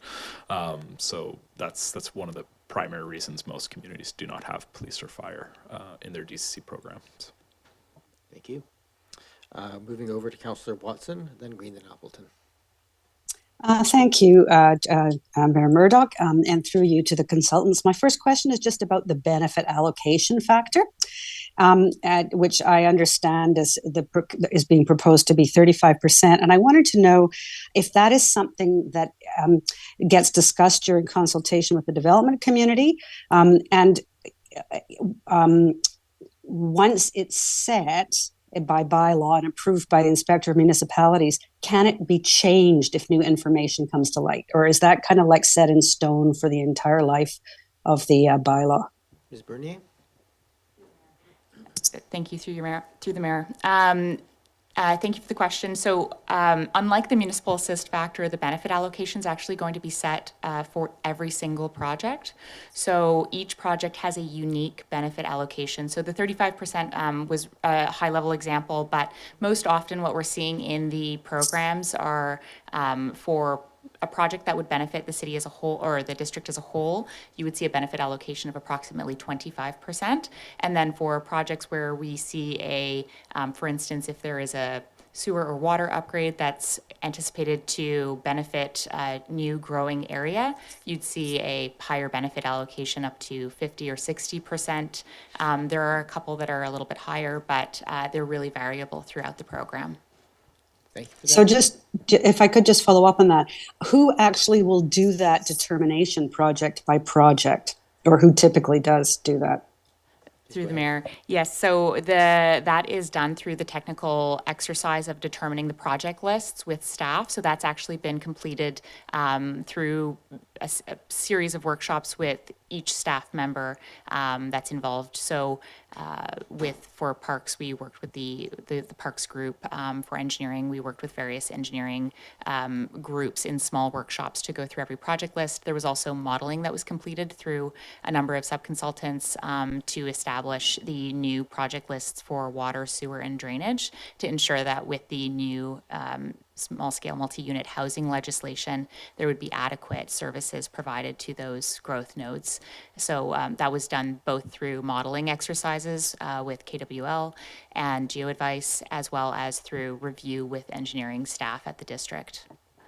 I might just add to that too, that the methodologies used to determine the benefit allocations are based on those outlined in the DCC Best Practices Guide. So they define a number of different methodologies for defining different types of projects. So where we have the technical rationale, we can base that on capacity. Where we have other information, we may leverage that to determine the benefit allocation. So it really is a technical input in that regard. It is definitely something that we will share with the development community through the consultation. They'll have the project lists as well as the associated benefit allocation with each project. Thank you. Great.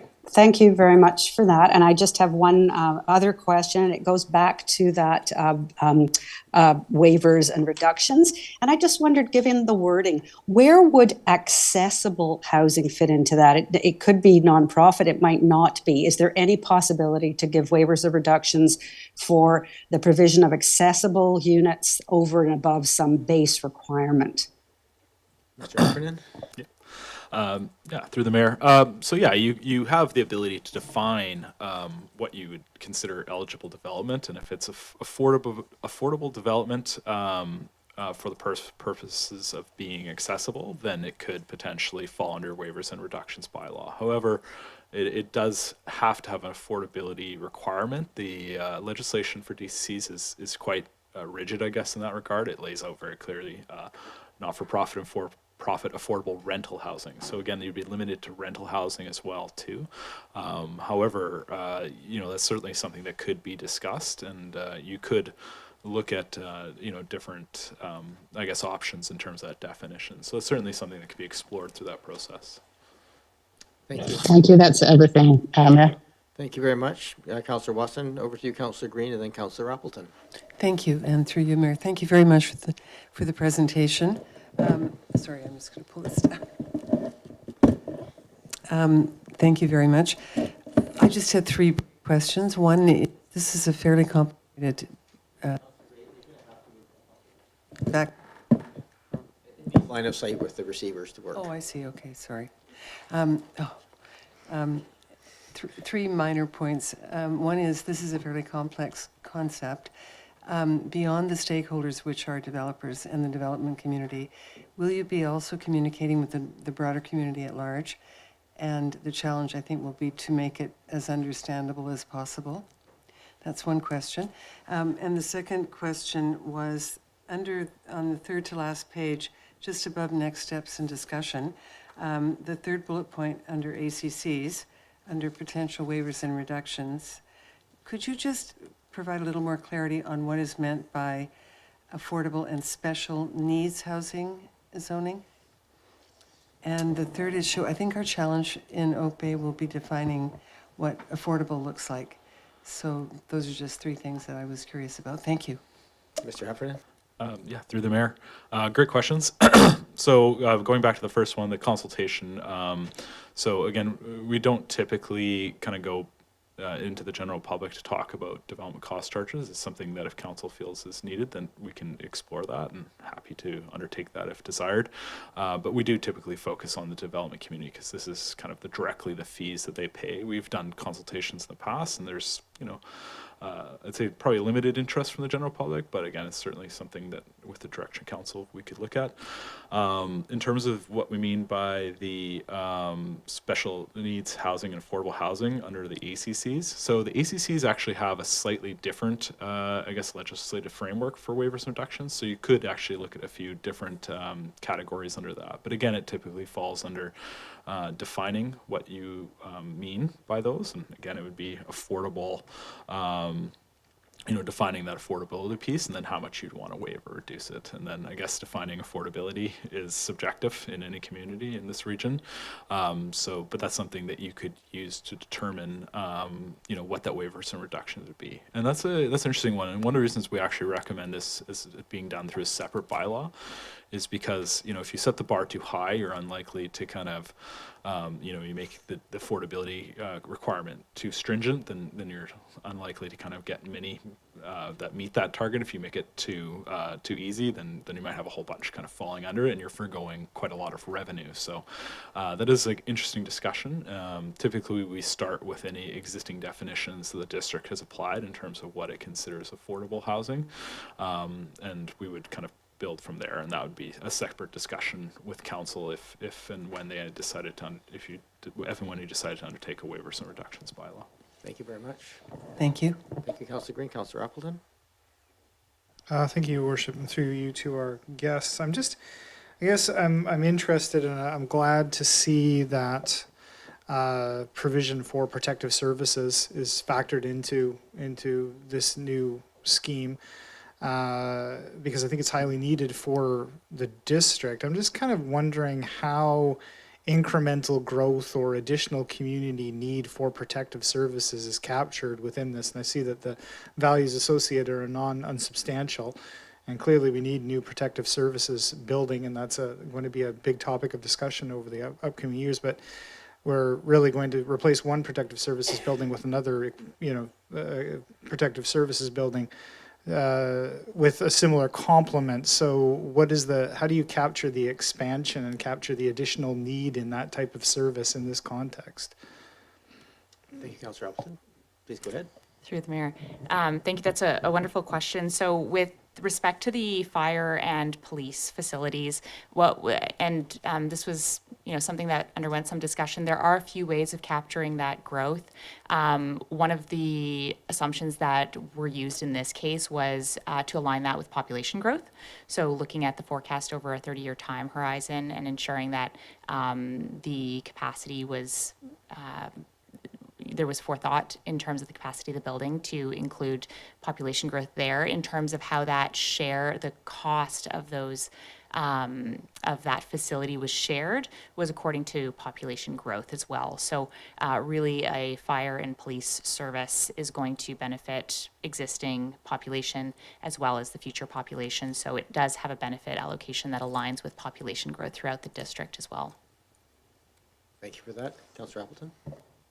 Thank you, Your Worship. Just one other thank you for that. One other additional question is just with respect to the waiver for DCCs that's associated, that was referenced, associated with low impact developments, and I gather it refers broadly to environmental low impact. So I'm wondering whether that applies to redevelopment projects which are ostensibly low impact and of lower environmental impact because they imply renovation or reuse of existing structures. So if we're talking about large structures that are being renovated that would otherwise be subject to DCCs, is that something that falls within that category of exemption or potential category? Through the mayor. So that could, again, it's something that you would kind of define. The best practices guide kind of lays out, what in, in the, I guess the province's eyes would kind of would meet that kind of requirement. One thing that, few communities have actually applied this because it can be kind of an intangible definition to generate. You may, exclude some things you wanted to capture and include things you don't intend to. But typically there's a connection back to impact on infrastructure. So again, the DCCs are all about impact on services. So if you could demonstrate that development had a meaningful impact on reducing water or sewer needs, then you could potentially tie that back to a waiver or reduction. That would probably be kind of the preferred approach. However, other definitions out there exist. Thank you. Anything else? Thank you for all those questions. Just a couple very quick follow-ups then. In that 108.7 million of capital costs attached to that, how is that indexed over time for inflation? Does that just get adjusted automatically within a periodic update, or what's the process? Through me to you, Ms. Bernier. Through you, the mayor, yes. Thank you. That's a wonderful question. So DCCs don't allow municipalities to capture the costs of inflation through the costs. However, it is recommended that municipalities update their DCCs every 3 to 5 years. So there's a major update that would be recommended every 5 years. Minor updates can also be accomplished if the costs associated to a project are not what they were originally expected to be. So there are opportunities to capture cost increases for material increases, labor increases through those processes. There's also an allowance under the Local Government Act and DCC best practice to allow for incremental increases annually along with CPI. So the rate could be updated annually without requiring any kind of update or ministry review to allow a CPI increase on that rate to at least make up some of the difference in capturing inflation costs. And that's really intended to support keeping the costs and project lists relevant to the day. Great, thank you for that clarification. I will note for that CPI one, you can only do it for 4 years, and then you have to do a major or minor update. So okay. That's in the Local Government Act and Community Charter, it's limiting to only the 4 years. So something to note. Oh, that's good to know. Just under the proposed public, or not public, but industry input model thrown here, is that is as described? Would it allow for people who wish to submit input to do that, or is that sort of essentially closed off in that process? That's just the one that's being contemplated right now. Yes, to your worship, I think we're pretty open in terms of the engagement process. Our more typical approach is typically to go and talk to the key stakeholders and meet with them as they'll be the most impacted. But I certainly don't see why there'd need to be any limitation on who's consulted through that process. Okay, and one last sort of technical one that you triggered my curiosity just because we had have an application coming before us shortly, which is townhouses but on fee simple lots, like if they're fee simple townhouse. I'm just curious about how is that considered? Is it a lot? Is it because it's a townhouse? Is it like under that model? What does that actually look like when you have so many sort of not clear, perhaps pieces. Go. To your worship, yeah, I think that would be it would be kind of dependent on the form of development. One thing that we're looking to support the district with would be some implementation guidance. But you know, at that point, if you knew how many lots you're creating, then I would say that it's best to collect DCCs as early in the process as you can. So when you know the number of units at time of like a bare lot strata kind of subdivision, then you would collect DCCs at that time. So it's based, typically we only push back the medium and high density residential DCC collections to building permit, because sometimes at time of subdivision you won't know how many units are going to be on that particular property. But if the subdivision is creating lots for essentially one primary dwelling, then you know, you could assume that that's the type of development that's going to occur, and you could collect it earlier in the process. So the Local Government Act kind of gives you the option. It has to be one of those two times, but you're kind of able to select which one makes the most The short sense. answer to that is basically, we have to work out those details, but they would be covered under the language. Thank you. Great. We've had questions, first round from members of council. would like to, just in the interest of time, advance this in some form. I think there's a couple of questions. I'm hearing that the waiver process would follow this based on the input that we're getting from either just the industry or industry and public. And the other question is, does council wish to sort of give direction on anything else, including broader consultation that is being proposed here? There's a sort of key aspects I think that we would just want to make sure that we're clear going forward with. So with that, I might just turn over to my colleagues here and see if there's additional direction to be given. Do I see a hand? Go ahead, Councillor Smart. Thank you. I would be happy to move option 1, but I would have an amendment to make after that.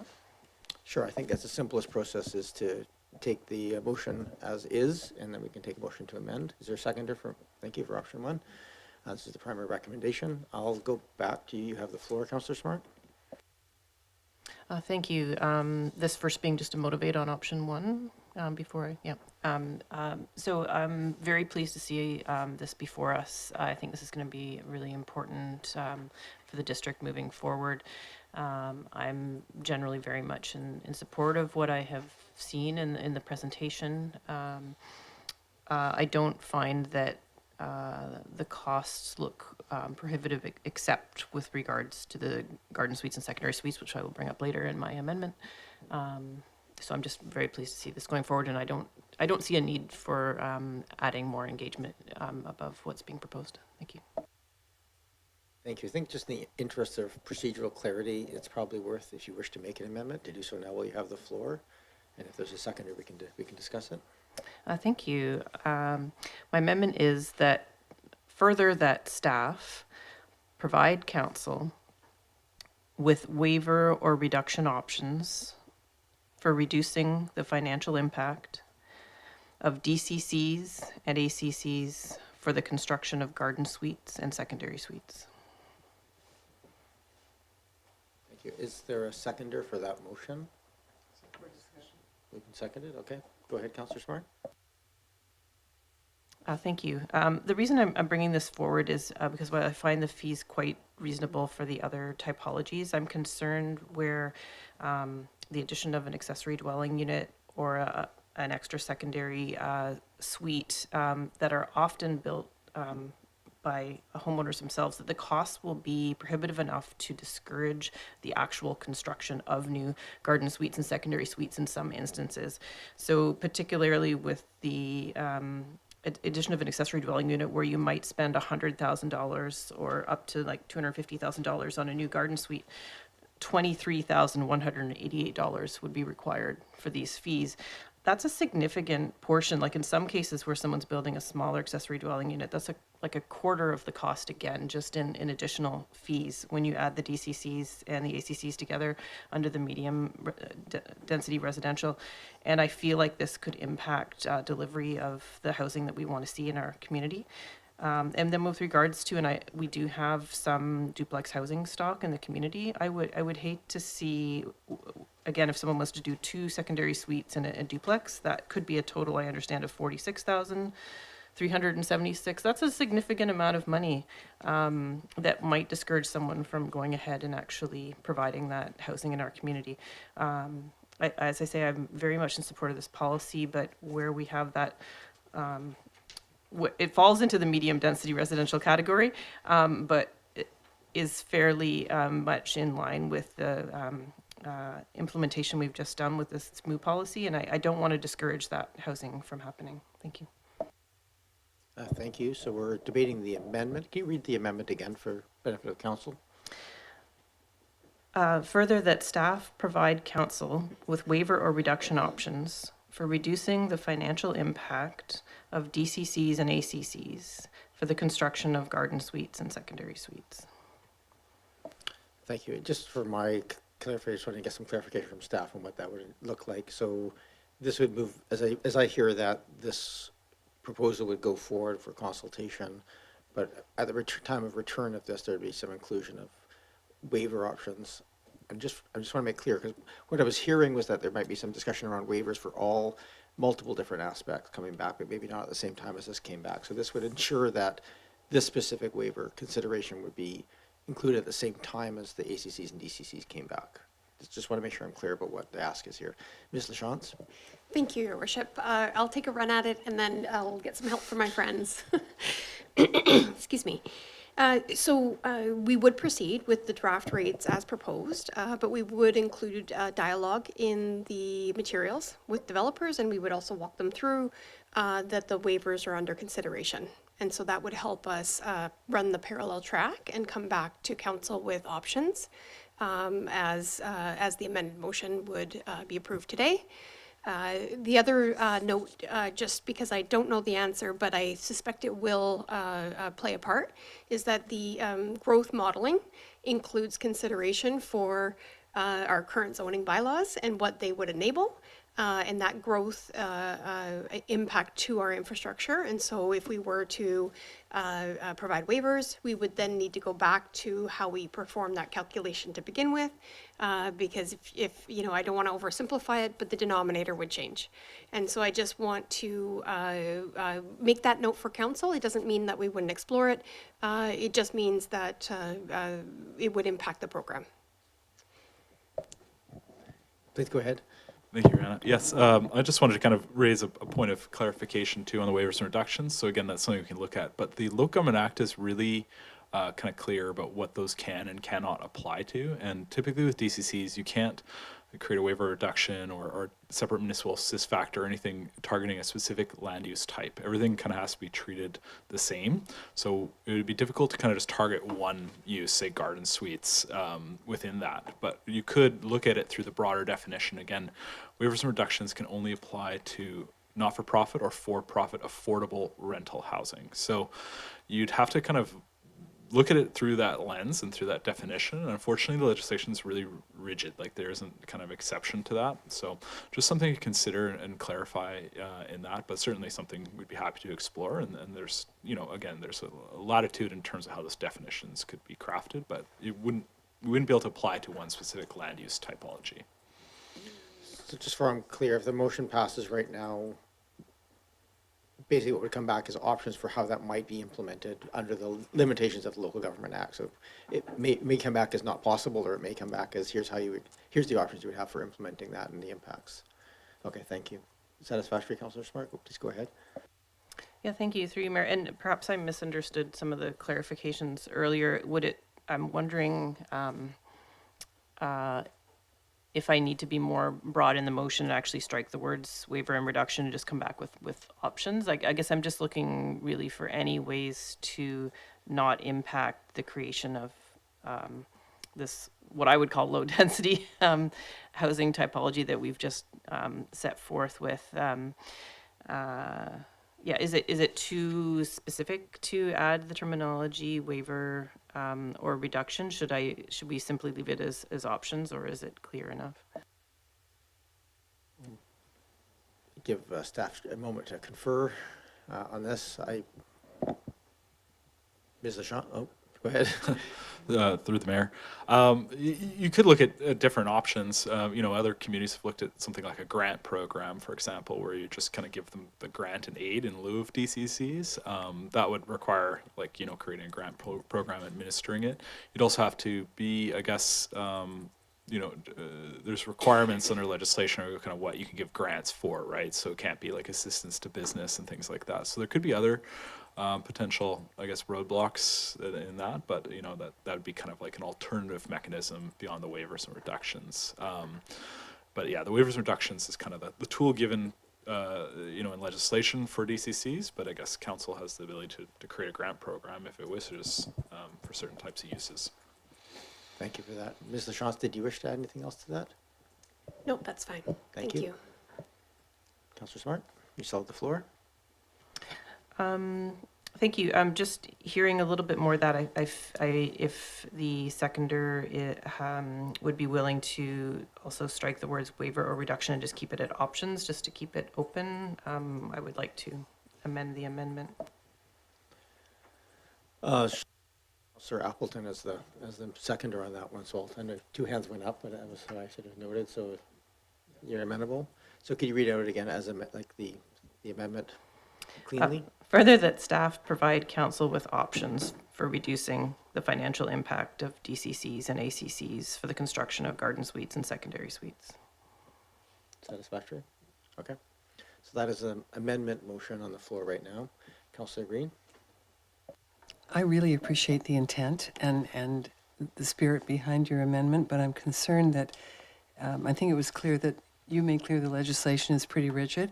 I just don't want us to, through making a motion like this, an amendment like this, that we will somehow mislead the public to think that there are potential for reductions or waivers, when in fact the legislation may not allow us to do that. So I'm just wondering if we're better to stay with options and leave it at that, and then let staff address that in their own way. Just a question. I'm not sure it's an answerable question. I think it's up to each individual member of council. But go ahead, Mr. Heffernan. Yes, through the mayor. Yes, it's pretty restricted in legislation. Again, we could look at different options beyond kind of waivers and reductions. I guess there is one additional tool as well that, the Local Government Act kind of suggests that you could, you could establish a bylaw that basically within the DCC bylaw that does not collect for developments with less than 4 units. So that would potentially mean that you wouldn't collect for any developments under basically with up to 3 units through building permits. So that's kind of one of the potential exemptions that also exists.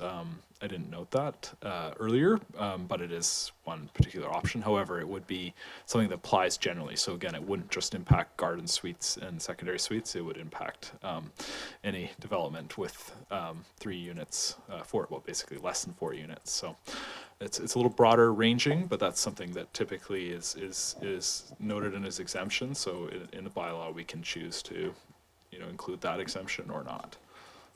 Thank you for that. Obviously, the waivers and exemptions is going to take a lot of discussion and nuance when we get to that, if we get to that, assuming we do.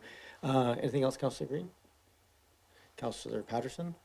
Yes, Mayor, thank you. While I appreciate the spirit of this, I won't support the amendment, and that is because these are real costs that the district will incur with this type of development going on.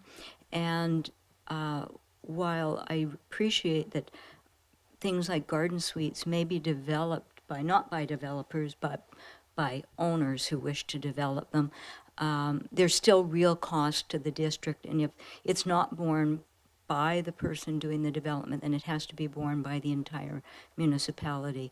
And I think that if you are building one of these, and there may be a variety of reasons for building one, but quite often it is for profit, and I think that the revenue that these units can produce in the district of Oak Bay will not be insignificant. And to make it more palatable to all residents within the district, I think it's important that that the entire district don't feel that they are bearing the costs of the additional infrastructure and police, fire, and all of these costs, that it is being applied fairly and equitably across the district. So I won't support the amendment. Thank you, Councillor Patterson. Any other discussion on the, go ahead, Councillor Watson. Yes, thank you for the opportunity. I just want to say that respectfully, I do concur with Councillor Patterson on this. The analysis shows that these developments do impose a cost on the municipality, and I think it would be hard to argue over the time frame of a DCC bylaw that we should be exempting them from the share of cost they impose on the community for the services that are required. And it's unfortunate in a way that it's happening right on the heels of us having, in effect, put in our, small unit infill housing policies. But I think it is hard to justify exempting that development when it does have a real cost. Thank you. Any other first-time speakers? I will go back to Councillor Smart. Yeah, thank you. Through you, Mayor. I just wanted to clarify that the motion is for reducing the financial impact. It was not to exempt these typologies. So I just wanted to clarify to make sure everybody understood the motion. Thank you. Okay, thank you. I have to say, I'll speak on this, that I struggle with this a little bit. I think the broader discussion around picking and choosing our waivers and mechanisms around this is the right time to do it as in the whole. So we're sort of balancing and weighing the merits of like affordable housing versus because at the end of the day, we have to pay for these upgrades in any case. So if we're considering this, I think there's a clear merit to encouraging things like suites and garden suites. But, I think in the context, I struggle with this outside of that context. That being said, I do appreciate the change that's been made to this to look at ways of potentially reducing that as a mitigating factor while we go through that other discussion. So probably within that, I'll support the motion just to hear what comes back as some potential ways of reducing the impacts. I hope if that's going to create a huge project, we'll get back from that and say, wait a second, this is actually a much bigger project than we thought, but I'll take this at the face of it that can come back as part of this piece and at least have some understanding of some of the options that might be available to us. Okay, thank you for that. Let me talk that out loud in my head as I think through the ramifications. We have a motion right now to amend. So the primary motion is option number 1. The secondary amendment is to include options for reducing the impact for development that like secondary suites and garden suites. So on the amendment, I'll call the question. All those in favor and those opposed? I have Councillor Patterson, Watson, and Councillor Green opposed. That motion fails on a tie. We are back to the primary motion. Councillor Smart, you had the floor. Anything else before I move on to other speakers? No, I don't have anything additional to say. I've already motivated. Thank you. Thank you. Any other discussion on the main motion? I look forward to this coming back and us having this discussion. It is quite shocking when you start breaking down the cost of our infrastructure into a per household basis. It start really adding up quickly. I'll call the question on the main motion. All those in favor? Any opposed? None opposed. I just want to flag here one of the other pieces of conversation I heard a couple of questions on was whether or not we wanted to allow for broader public consultation in the development community. I'm going to suggest here that probably that the formal consultation should probably be as directed, but there may be some ability to throw onto Oak Bay Connect and just have an open feedback piece of that allows the public to provide input if that's something that's possible. But maybe I should, before I say that, I might just maybe I'll ask a question of the consultants or staff. Is it feasible, or what would be a mechanism to? I'll say this: DCCs and ACCs have been raised by members of the public multiple times over the years, and I think there's some fairly informed public opinion that might just want to have a chance to put their word in. I'm just wondering, is there a mechanism by which we can allow for that input so as when the report comes back, we also see some public input? I'm going to just ask that question. Ms. Lachance? Yes, thank you for the question and the opportunity to delve into the public engagement. We had planned to on an earlier slide, didn't get the chance, and now we can dive into that a little bit. As part of the sort of targeted engagement with the development community, the website was going to have a landing page with background information that the public could be aware of and provide direct feedback to us. It's included currently, just for my clarification? It will be once we launch this week. Right, okay, no, thank you for that. I think that answers my initial question. Don't see any other pieces on this matter then, so I will conclude. Thank you very much to the presenters. Thanks for coming in. And oh yes, we'll have a motion to receive the staff report as well. Thank you, Motion to Councillor. receive the staff report, Your Worship. Moved and seconded. All those in favor? Any opposed? None opposed? That carries. Thank you very much. We look forward to the consultation process. Thank you, Ms. Lachance, for organizing this. Moving on to another item with cost implications. We move on to item 6.2, Oak Bay Police Department Provisional Budget. We have Chief Channon here with us with the budget, and this has gone through the police board for initial review and recommendation, so it's now in front of council. We have a few options, basically options here. Either this gets moved into the provisional budget. If council has some additional direction they would like to give back to the police board for some potential changes, they can make that request. Ultimately, this is a bit of an adjudicated process. We've never done this at Oak Bay, but just I'll share it, which is that if a police board ask is not approved by the council, then it does go through the province for ultimately for a piece. But that is a very slow process, typically a couple of years before they get around to it. So we're better to resolve it here. With that, though, I'm going to hand this over to Chief Channon. Welcome. Good evening, thank you. Your Worship and Councillors, I've before you laid out that the Oak Bay Police Department is seeking a 9% increase in our budget for 2025, which equates to a lift of 500,000. 500, yeah, I'm gasping a little bit over that number. I'm sorry, that's not intentional. $568,800. The variations or points of interest in each category for 2025 budget submissions are summarized before. I would like to spend some time and just touch on what some of those higher lifts are, starting off under protective services. A request that's been brought forward for your consideration is an increase of staff by one person, and that position being a traffic enforcement constable position, to add another member to our community support team. I'll just give a little bit of additional background regarding the organization of our department and a little bit of history. We haven't had an increase in staff for at least 28 years. The recent changes we've had in staff took place in 2021 when we collapsed our detective unit, which consisted of a sergeant and a constable at that time, to offset the cost of our agreement, our service agreement with Salish Police Department. So we basically deconstructed a detective sergeant and constable, used those funds and resources and allocated them to offset the cost of the increased cost of our service agreement with Salish. So that has been the only recent changes. What that left us was two sergeants, those positions, and a constable in our community support team section. In April, under Chief Fisher, and in consultation with our membership and the union executive, we identified some challenges that we're seeing in our department: the lack of opportunity for officers to develop different skills, have a greater engagement opportunity and professional development under the community services team.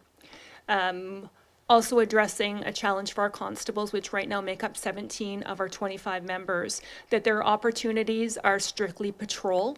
So 4 on, 4 off, 12 hours shifts, day shift and night shift, for the remainder of their career outside of our school liaison officer position that we've maintained, albeit despite the challenges that are going on in School District 61, we've still kept that position and sort of rebranded that officer as a community and youth officer who's still very actively engaged.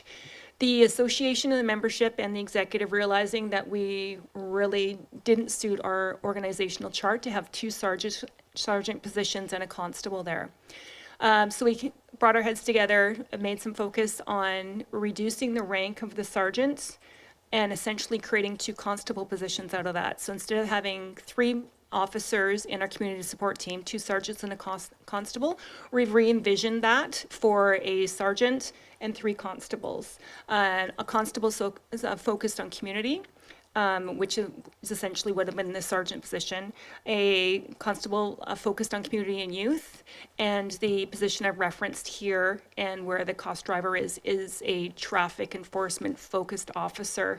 Not that that would be their primary duties, although engagement, proactive enforcement, and education are key, especially to meet with our strategic priorities of road safety, but that unit would work together. Now, having our community support team staffed by 4 people gives us the capacity and depth to allow our officers to backfill onto patrol when there's mandatory training that needs to go on. And I'm mentioning that because there is some cost savings identified there, as well as a wellness component. So at the moment, with the increased costs associated to mandatory training on our officers being required to come in off duty on their 4 days off, to come in and train on their days off poses a wellness challenge, in addition to we're paying overtime for those costs as well. So having a support team there to offset that, to allow officers to train on duty, even if it's a half day, so duties could be mixed. There is great interest in that, and also with the work-life balance, because we are finding challenges with the increase in training that's coming at us. Our will and intention and desire to be very proficient, have our skills developed, and maintaining those skills takes time, and at the moment that also takes money. Having the community support team with greater depth and capacity to offset that was a win-win solution around that. Again, with other challenges that we're facing is recruitment and retention, and people seeking that work-life balance. With only having 1 constable position available to get you off night shifts, maybe have your schedule a little bit more flexible for family, especially those with young families. When we're having people ask about our department and what our opportunities are there, it's challenging to say, well, if you're constable, which most are coming over, we don't take people at rank, and that's generally not the case with municipal police departments, that they are coming to us as a constable, or hopefully in the near future as a potential recruit. And if they're looking 5 and 10 years down the road, if there's family interests or things like that, and wellness concerns, that there is opportunity. We can say, yes, we do a lot of our work on patrol. However, there's 3 constable positions for you to transition to at some point in your career. I did touch on the Salish General Services Agreement contract. I did make a note in the report to you that contract is expiring July 1st. We're working closely with our partners with Salish to try and get ahead of what that may look like in the future, but I'm not able to provide any clear guidance on what that is. The cost of policing is going up, not just in our department, but across Canada. So I'm anticipating there will be an increase there, but I can't speak to exactly what that is. I provided a graph for the increased cost drivers associated to the e-com levy. I did budget on the higher end of the estimate that we've been provided of $66,000. In policing, we plan for the worst, but certainly hope for the best. But that's a large number, and as you can see from the graph provided, this is what's consistently going up.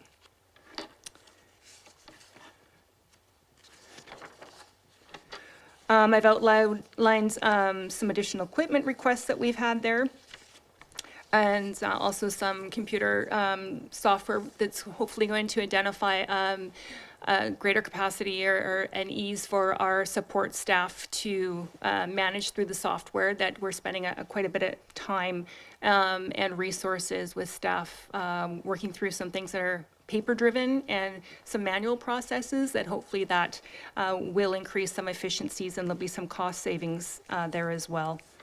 A significant increase ask is under our training budget.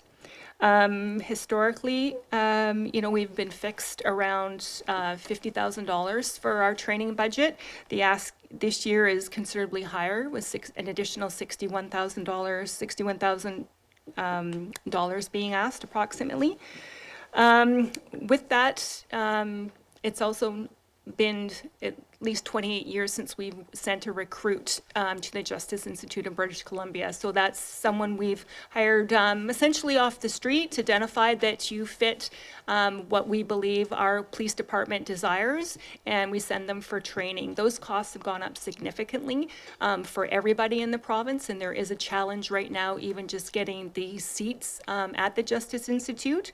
So the $50,000 that I've identified there with the anticipation, and I'm optimistic that this will happen, to send 2 recruits to the Justice Institute is while their seat sits vacant or their space sits vacant, while we're running a vacancy until we've identified that person and got the seat in there, there is, you know, some forced cost savings at other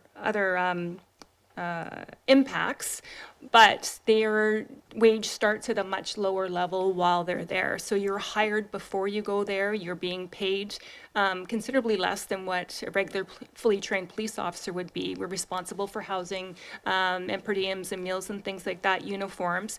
But the offset there, the actual cost of setting someone there, and also the allocated dollars that we would have for them, there is a deficit about $25,000 each. So that's where that sort of, this year it may appear a one-time of $50,000 to help offset that balance. I can't say that in the future we're not going to be having that same ask. It's a very challenging time recruiting for police officers. Our exempt officers are fewer and far between than they once were, with some policing contract changes nationally, as well as some drivers with the cost of people relocating to Oak Bay and Vancouver Island. I'm sure you noted under integrated policing units, there's been a significant increase there. Mostly driven through our participation in the Greater Victoria Emergency Response Team and the Public Safety Unit. Those are 2 very specialized units that require a lot of training, equipment, as well as something that's changed in our collective agreements throughout the province, and I'm anticipating that may be the case for our department as well, is standby pay. So historically, officers, you know, just were by their phone by the goodness of their heart, and now there's a financial compensation that's addressed to that. So those were some significant cost drivers.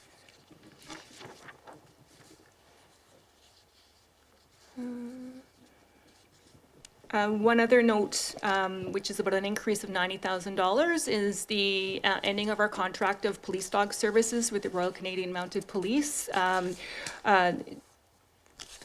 Their service, we were grateful for the help and opportunity to work with them as partners for the last 4 years. However, that's come to an end, or will be, on December 31st, and we're seeking to be a partner with the Integrated Canine Service, which will partner with both Salish Police Department and Victoria Police Department. There have been some cost savings despite some of the numbers that have been there. I did spend some time with my team going over line items and doing comparables from 2021 to 2024 to see what those actuals are. You know, being one of the first police departments to have electric vehicles and being progressive has come with a price and some experience, and we're been happy to share that with our other policing partners.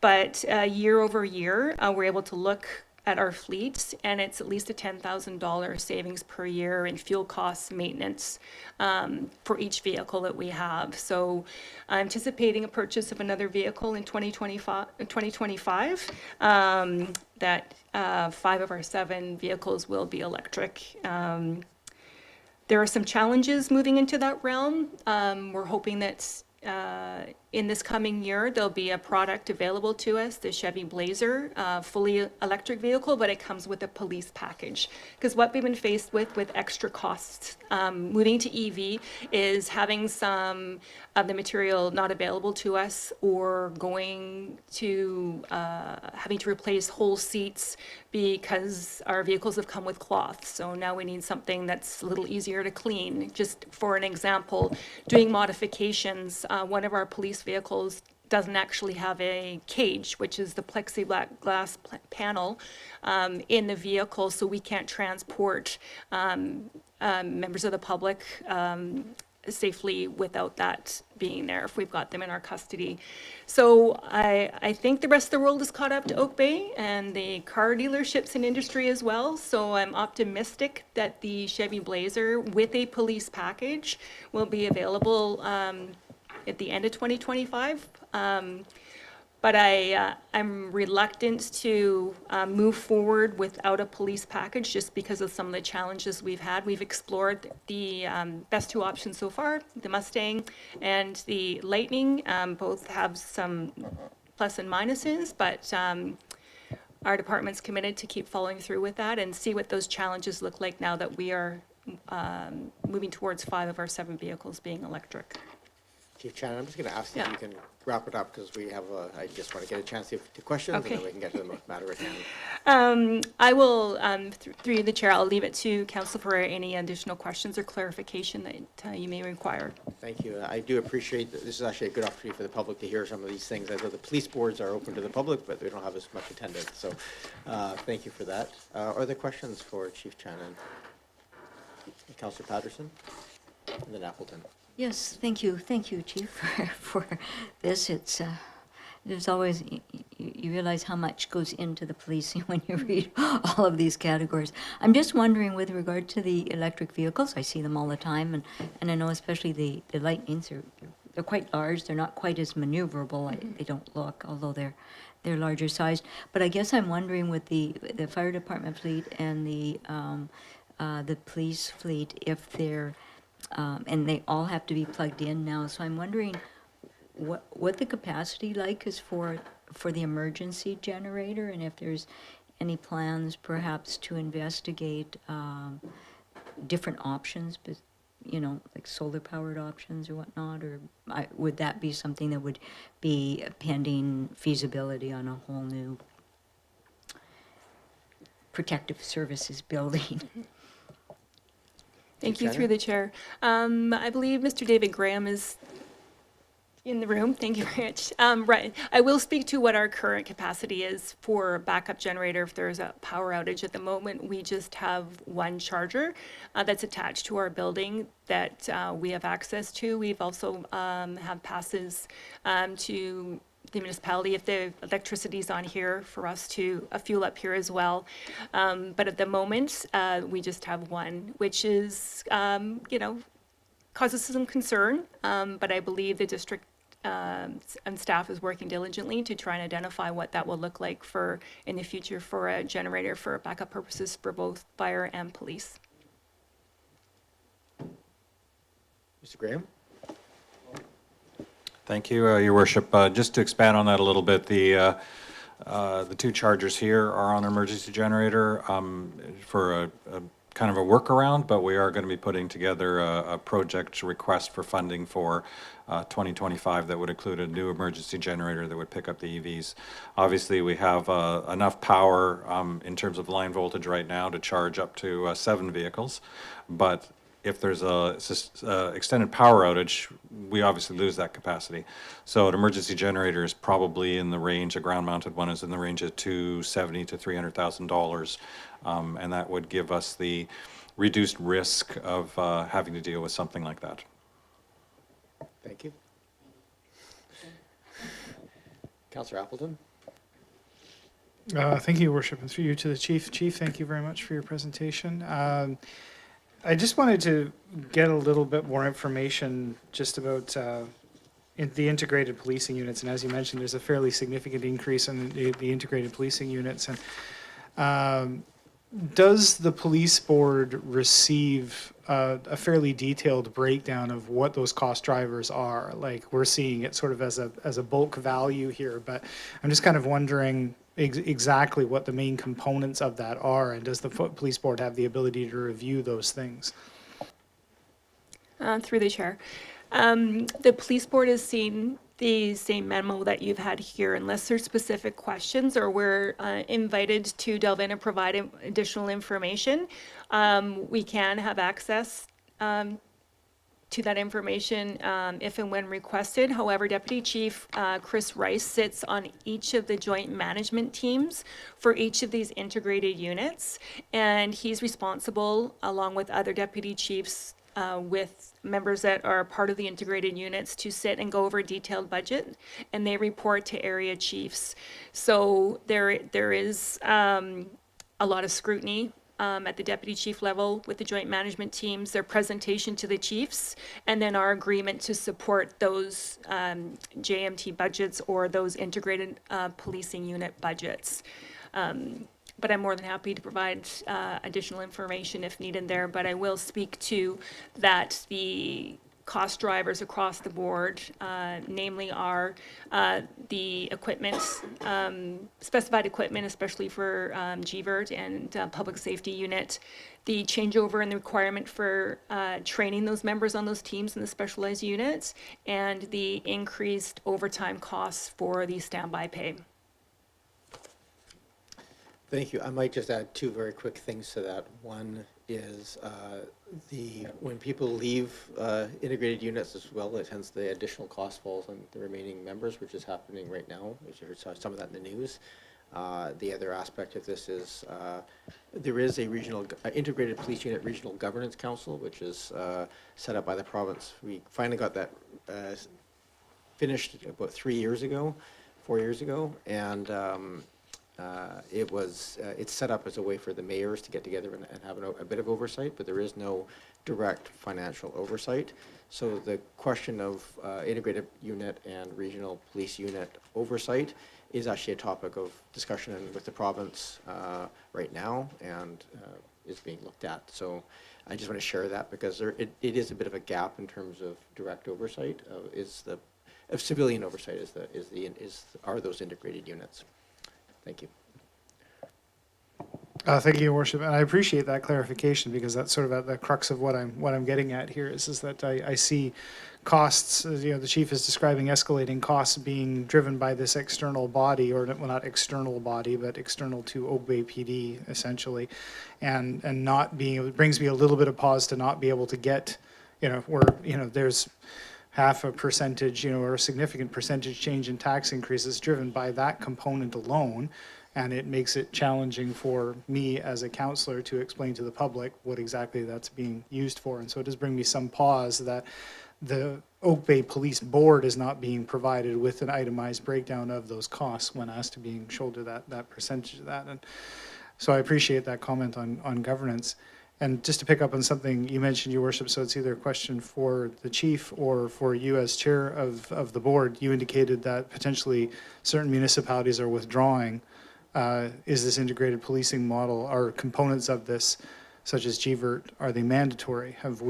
Do we enter into an agreement where we must contribute to these things? Short answer is no, not mandatory. The only possible exception is there's a contemplation of a revamp to Vancouver Island Major Crimes Unit, version 2. And so they're asking right now about participation in that but that's actually a different model. It's not overseen by any body. It's led by RCMP and is a mixed use for the whole island. So yeah, no, there's no, they're all essentially opt-in models. And so part of the challenge is exactly that. Some of these services are seen as, they're almost insurance bodies, so people sort of take a risk in saying, okay, we just hope that doesn't happen to us and we'll just deal with the problem when it comes, and that provides a cost saving. So those are conversations that happen quite in depth at the police board level, is like, where is that risk tolerance and where does that fall down, and are there some maybe sub-regional models that could be looked at as well? So all those pieces of conversations happen. And I will say as well, for clarification, the integrated units are quite a mixed bag. Different municipalities do participate in different ways. So there are some that are strictly one or two or three, not one, but two or three members. Some are municipal only, and some are mixed municipal and RCMP. Thank you, Your Worship. I appreciate that clarification, and that's significant. That's a learning for me through this process. One further question for the chief. I remember, and I may get the details wrong, so I apologize, but I seem to remember that we transitioned our canine services from Saanich to RCMP a couple of years ago with the idea that I think it was more cost effective, or it was a fairly decent cost savings, or more effective operationally, or some combination of both. What's implied here is sort of switching back from the RCMP to Saanich, and what I think I heard there is that there's sort of a new structure in an integrated K9 unit, or maybe it's the old unit. Is this sort of a cost driver happening towards this? Is an operational consideration that switches us back to Saanich? It seems to make more sense from a geographic perspective, but that may not be the only factor here. Chief Shannon? Thank you, Your Worship. Just a little bit of history. We did have the Saanich a dog service. Historically, they did merge together with Victoria together to make the integrated unit. There wasn't consultation with Oak Bay at that time, and it was sort of a significant cost jump, much like is the case here. And fortunately, at that time, there was a partnership available with the RCMP, and that partnership's no longer available to us. So we're now left with, do we have an integrated canine service that's right here that is on 24/7? Outside, I say that, but outside of the hours of 5 a.m. and 6 a.m., which is essentially a third officer, someone to come and do containment that's right here in our backyard, to come and support our team when those high crisis calls come in. So there is a cost associated to that, but I believe the service and the dollar value there will be demonstrated with our partnership with that team. Thank you, Chief. Just a quick follow-up, Your Worship, through you. So then I understand that the level of service that we expect and require is no longer available from the RCMP. Essentially, we don't really have two options here. We only really have one viable option that provides us with the service that we require. That is correct. That's great. Thank you, Your Worship. Thank you. I don't see other hands with questions. Before we get to comments, maybe we can just get a recommendation on the floor. The recommendation here is to move it to include the budget as provided to the provisional budget, but other options are available. Go ahead, Councillor Green. I'm happy to make that recommendation. Thank you. Is there a seconder? Moved and seconded. Thank you. Comments are welcome. Please go ahead. Through you, thank you very much for the presentation and for all the detail. And I really appreciate it. And I think the record stands for itself that you haven't hired anyone new for 28 years. And that to me is quite amazing, because there has been quite a change and evolution in the community and in the region as well, in regional policing. So I'm very supportive. And I know that people, sometimes are concerned about costs of policing and so on, but we have one of the best, I think, community policing services in the region here, right here in Oak Bay. So I think it's value for dollar, absolutely. So thank you. Thank you, Councillor Green. Any other comments or comments? Councillor Appleton? Thank you, Your Worship. So maybe I might ask of you as chair of the police board, just in terms of the civilian oversight of the integrated units. What can we expect in the near future as far as information that might be provided to councils? Because certainly I would be motivated to request of the integrated policing bodies that are making expanded requests to individual police organizations and individual councils for expanded resources. I would certainly like to see those costs itemized and justified so that I can speak to it in my community. Sure. Thank you, Councillor Appleton. I will say there is a detailed report that does come out annually that is shared with the individual police boards, and then it's made a public document that comes out. I can't remember what time of year that arrives, but I think it's sort of mid-year for the previous year, as I recall. That's their primary reporting mechanism. So that's what we look at, and provides a fair bit of detail in terms of what they've done in those integrated units, so what services they're providing, what their costs are, et cetera. It is actually a pretty good reporting model, but it doesn't provide any sort of direct oversight. So I feel quite strongly, in fact, that model has to be reviewed. I am thankful that the province is incorporating feedback from police boards in that conversation. It will come from the Police Act in terms of how that is. It's not currently actually contemplated. The current model sits completely outside of any provincial legislation, interestingly, which is one of the reasons it took so long. It took us almost a decade to resolve that, even to get where we are. But it was based on the assumption that mayors were the chairs of the police board, which is no longer the case in all jurisdictions. So It has to go through a review process anyway. I can't give any other suggestions other than that it has to be reviewed, it should be reviewed, and the province doesn't have it on their list right now of reviewing that model of oversight. In terms of the cost containment and those pieces, I can't say much more at this point other than that is what's coming from them at this moment. Thank you, Worship. I appreciate that. And that I'm sure Council can follow up on that at a later date.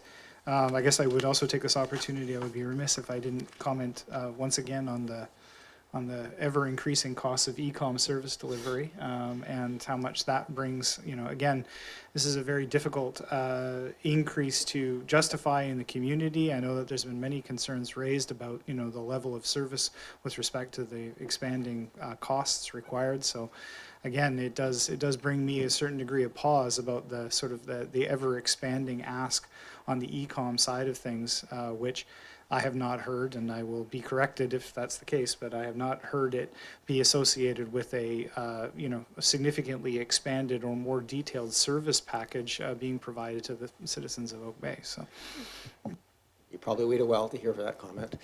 Councillor Appleton, or Councillor Patterson, sorry.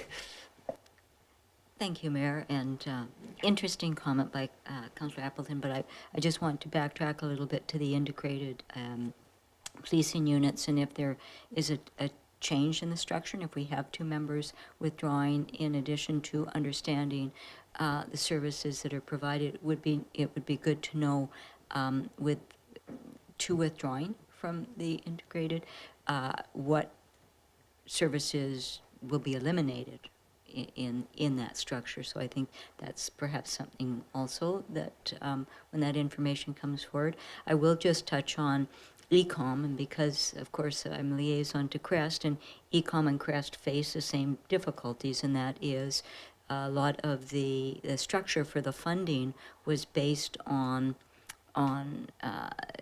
the revenues that we gained from the province for landline telephone use. And as we all know, that use has diminished greatly over the years, and so the provincial funding formula is not coming through in the same manner. And although we have certainly lobbied at AVICC, at UBCM, for the province to change its formula, it hasn't. And so this is in fact a downloading once again from the province to municipalities on these services. But on the good note, the ECOM report as of late is they have greatly improved their services. In fact, people are not on hold nearly as long as they were. Thank you, Councillor Patterson. I'll leave my comments alone on ECOM. I think I've had my say on that enough times. I just want to express my appreciation to the police. So, interestingly, the police board is 6 members plus myself. 3 of those members are new. So this is their first police budget, and the first one we've had any significant increases in quite a few years. And so it was a good process, and I just want to, thank them. They really were diligent in going through, sort of meticulously asking all similar questions, but in much more detail at that table to go through each of these and try and assess the necessity, the ability to defer, the ability to kind of these things, and in the end, it was a unanimous recommendation to come forward with this approach. I think in many ways looking at the health and well-being of the rank and file of the police service and trying to build an employment model that is attractive and provides the kind of work-life balance for the members and allows us to achieve our very critical goals of that effective crime prevention model, which is community policing at heart. And it does require a certain level of service and approach to service that is critical. So I think there's a lot of cost value here that was thought through, and I just want to express my appreciation to the board members who are not here tonight for that work, because it was a long process and deliberation discussion and not easy in the context of those other cost pressures which are just being essentially imposed upon from above. So I don't see other hands. We have a motion on the floor. I'm happy to call the question. All those in favor? Any opposed? I have none opposed. I just want to make sure. Councillor Watson, at any point, if I catch your hand at the wrong moment in time, please let me know. I do want to just say at this point, we have the applicants here for Transit Road. I'm wondering if the council might be just willing to contemplate that item now, so we can let them go, or either that or let them go and have them join through Zoom. But if, I don't think procedurally we're in any problems here if we just have a motion to adjust the meeting to move that item. So can I just get a motion, here's the number, to move item 8.2 to the next item on the agenda? Is there a mover and a seconder? Thank you. Oh, yes, before we go, yeah, we'll also just have a motion to receive the report. Thank you, Councillor Appleton. So moved. Moved and seconded for receiving the police budget report. All those in favor? Any opposed? Not opposed. Thank you, Chief Channon. Enjoy the rest of your evening. Now I'd like to have a motion, to move item number 8.2 up in the meeting to the next item. Move in second. Okay, thank you. Any discussion on that? All those in favor? Any opposed? None opposed. Thank you. So, thank you for that. I feel bad when people are sitting here, and those are not the most comfortable chairs. And I think this is a reasonably clear matter. So, I don't know if we need an introduction at this point. Mr. Bold, no. So what we have, just as a reminder, we've had this matter before council. We've had first and second reading and a recommendation to go to public hearing. We've completed the public hearing earlier this evening. That public input has concluded. At this point, the matter is back before us. The council has the ability to either do third reading and adoption, do third reading with make amendments and do third reading with amendments, or to send it back for changes prior to it coming back for consideration. So with that, I'm going to turn to my body here and see if there's someone wishes to put a motion on the floor, and we can perhaps debate that as probably the simplest way of going forward. But maybe we'll start with just had a motion to receive the report. Moved and seconded. All those in favor? Any opposed? None opposed? I guess I should, maybe if there's any questions of members of council too, I'm happy to take those at this point. I think we probably asked, Oh, yeah, please go ahead, Councillor Appleton. I do have one brief question, Your Worship, and it's respect to some of the correspondence that was received. And I know that there's then they make specific reference to the significant sized Douglas fir that's on the site, basically on the very, against sort of at the midpoint of the site on the south border next to the rock wall.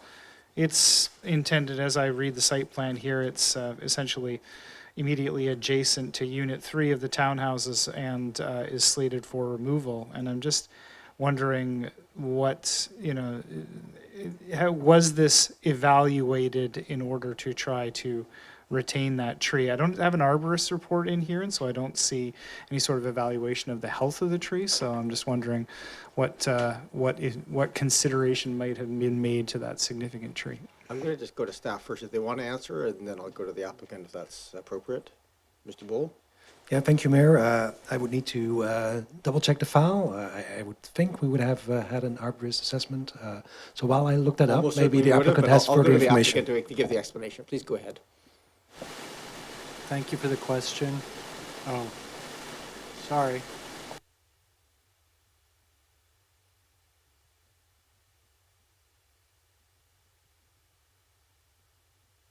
If I could just get you to state your name again for the record, because for the note takers, this is important. They can go back and hear it. It's Matthew Weimar, resident of Oak Bay, and thank you for the question. I don't recall the detailed assessment of that particular tree. There is, of course, an arborist report along with the application as required. My recollection is that the tree is in, I don't remember what the term is, but if it was on like a 1 to 5 scale, kind of like a 2, like it doesn't need to be removed, but it's not especially healthy.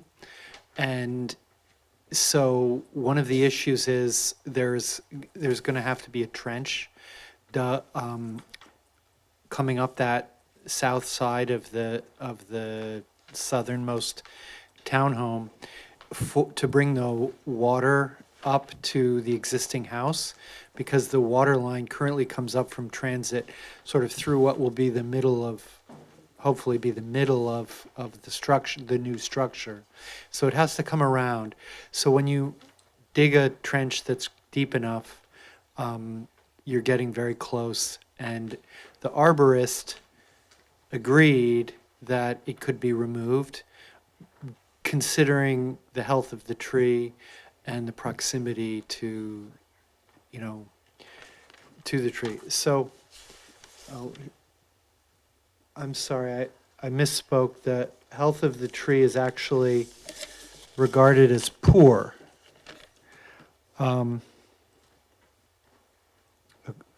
Well, there's fair to poor, poor, poor. I don't know what the headings of these different columns are, but it's not great.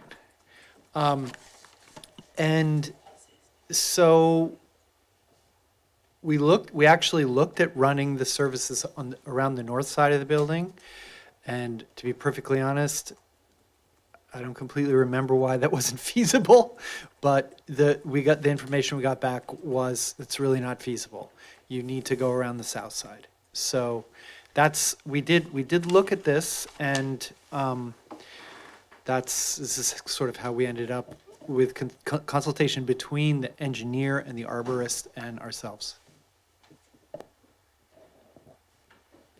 Anything else? You're okay? Okay, Councillor Appleton. Oh, Mr. Bull. Thank you. I just want to confirm that similar information about a tree management plan is included in the staff report. So the assessment that the owner is just referring to has been referenced in the staff report and was part of the process to arrive at the proposed site plan. Thank you. The page number is 81 pages in here, so this is hard to find when you're scrolling through. Yeah, Ms. Plouffe? Thank you, Your Worship. Because the public hearing is closed, it's best for council to ask questions of staff, not the applicant. Okay. Some of this information may be considered new. Okay. There's a risk of that. Okay, thank you for that clarification. We will do that. Thank you.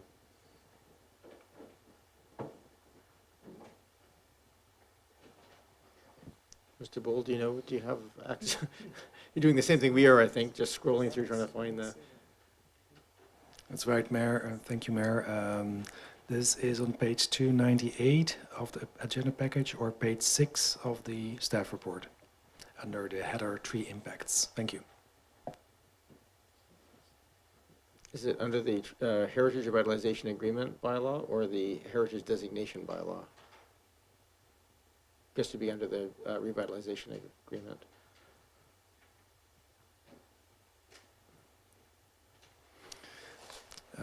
I'm referring to the staff report dated November 12th, and on page 6 of that report, there's a section specifically on tree impacts. It's below the section on Heritage Revitalization Agreement elements.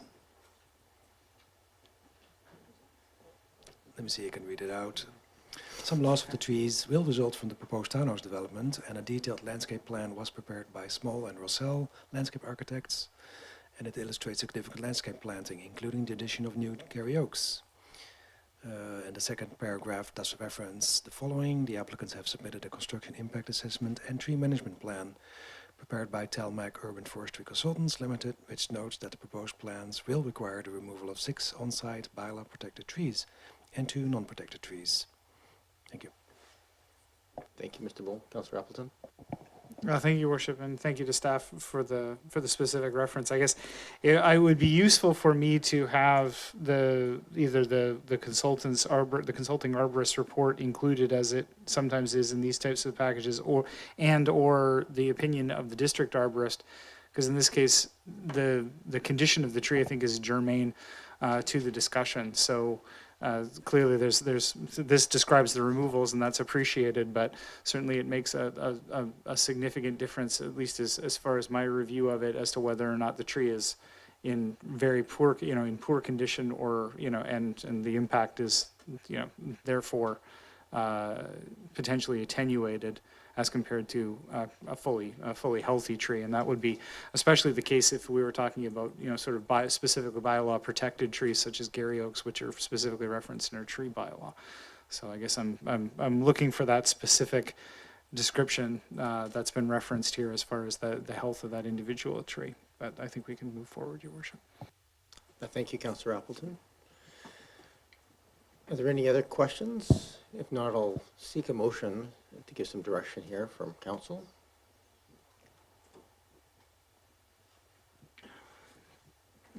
Councillor Watson? Thank you. I will move the motion in the report at the beginning of the this item on the agenda. I need to go back in my to the report just to open up that to read it out loud. I suppose you would like me to read the whole thing, correct? I read aloud. It is a authorization bylaw third reading, so we just want to make sure we actually have it read into the record. So here we go. That 1318 Transit Road Heritage Revitalize Agreement Authorization Bylaw number 4880 2024 be given third reading. Thank you. Is there seconded? Thank you. Is there further discussion? Don't see any, so I'll call the question. All those in favor? Any opposed? None opposed? Can you read out the next one? Yes, that 1318 Transit Road Heritage Designation Bylaw number 4882 2024 be given third reading. No, sorry, I need, if you can do 1318 4880 for adoption, we'll do adoption. Oh, sorry. I am looking at the wrong thing there. So after at third read, so be given so that 1318 Transit Road Heritage Revitalization Agreement Authorization Bylaw number 4880 2024 be adopted. Moved and seconded, thank you. Any further discussion? We usually discuss on adoption, we do it on third reading. All those in favor? Any opposed? Not opposed. Then the next for third reading? That 1318 Transit Road Heritage Designation Bylaw 4882 2024 be given third reading. Moved and seconded, thank you.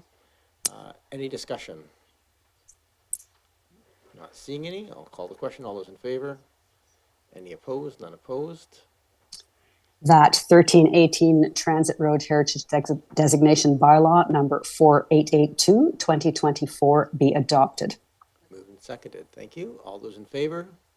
Any opposed? None opposed. That carries. That does conclude our business here, so that is all passed. And I think I heard from a couple of the neighbors just queries about parking and making sure that the fence allows for light into their studio and those sorts of things, which are neighborly things to be looking at, and certainly look forward to seeing that work through. But thank you very much for this. I just want to express no application is rosy and perfect. Everything always has compromises. I want to express my appreciation to the applicants. It is no small thing to protect our heritage, and we appreciate that this can be a slow process. But certainly appreciate the efforts made to find a thoughtful infill model with redevelopment. So thank you for that. That concludes this item on the agenda. So I'm going to move back into our scheduled. Oh, Councillor Watson, sorry. Yes. Thank you. I just wondered if we also need the motion for the Heritage Revitalization Agreement and designation, which is the third item. Or do we not need to do that? Am I looking at the wrong thing? I think we're all good. We've captured the two. There was only two bylaws to be passed on third reading and adoption for both those bylaws. Making sure. I'm looking in the room here to make sure I've got nods. Yes. Okay, we're good. So I'm going to bring back, we were at 6.2 in the agenda. Now we're back to 6.3. So if you can all scroll back to where we were. The interim housing needs report. Mr. Green has his hand up. Good evening, Your Worship. Just on the last item, there was a motion also to have the property to the Community Heritage Register as well. Obviously, a more lesser important part to that designation bylaw, but it was a motion also to add the property to the Community Heritage Register. Okay, that must be in the report and not in the agenda forward. So I will see if there's a will of, we're just going to have to open up the report and just get that so everybody has a chance to see it.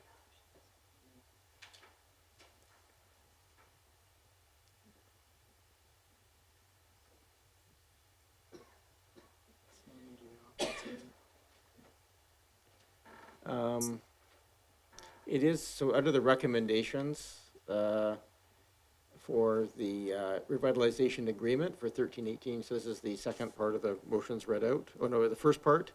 One of it, in the report on page 1 of 167, it has that the property at 1566 Hampshire Road be added to the Community Heritage Register as part of that piece, so which is an obvious logical conclusion as part of a heritage designation process. So perhaps I can get someone to move that motion. Councillor Green, thank you. Moved and seconded, thank you. Councillor Watson, were you looking to move it, or were you just were you wishing to speak to it? No, that's what I meant when I asked before about the third item. That's what I was referring to, but I got the wrong words. No, so it's yes, good. I Thank just you wanted for, to move that. Thank you for that. Thank you, Mr. Green, for flagging it. We have a motion on the floor for adding this to the Heritage Registry. I'm going to call the question. All those in favor? Any opposed? None opposed? Thank you very much. Yeah, we often do refer just to the recommendations on the front of the agenda package as we're going through this, so it's helpful if they're all there. But thank you, Mr. Green. That's why we have staff here, to make sure we don't miss things. Moving now to Interim Housing Needs Report. Ms. Rubel, welcome. And I'm just going to be cognizant. We started this meeting, I believe, about 7:35. We have 3 hours, I think. So we're really still going to be tight on time to finish all of these. So I'm going to ask that we keep the presentations reasonably short, and we'll have questions, which I also ask to be reasonably short. And we'll try and move through this. This is, after all, an item for information. So thank you. Good evening. Thank you, Mayor and Council. Tonight, staff are presenting for Council's consideration the Interim Housing Needs Report. The Interim Housing Needs Report is a Council priority project and is part of the District's Housing Action Program.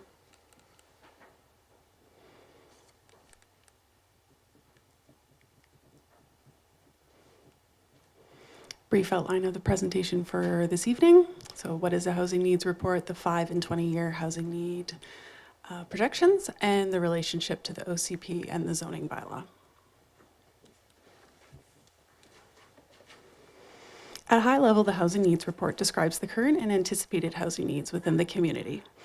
Housing needs reports are a critical baseline report used to inform land use planning, such as OCPs and zoning bylaws and housing strategies. Housing needs reports are legislated documents through the Local Government Act.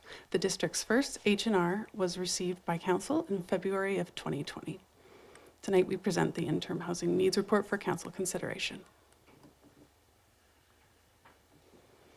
Brief overview here of the differences. So the first set of the Housing Needs Report, the province required 50 distinct data sets be collected, analyzed, and reported through a cover report and summary form. The 2020 Housing Needs Report describes the current and anticipated housing needs and included quantitative and qualitative information on local demographic, household incomes, housing stock, and other factors. The district anticipated housing need was projected out until 2024 and was based on regional growth trends. There was no provincially prescribed methodology. The information about housing needs identified in the Interim Housing Needs Report will amend and supplement the 2020 Housing Needs Report. Changes were made to the timing and requirements of H&Rs, namely to align and create a standardized methodology and provide for consistent review and reporting timelines. Municipalities must prepare an Interim Housing Needs Report by January 1st, 2025, using the prescribed Housing Needs Report method to identify the 5 and 20-year housing needs.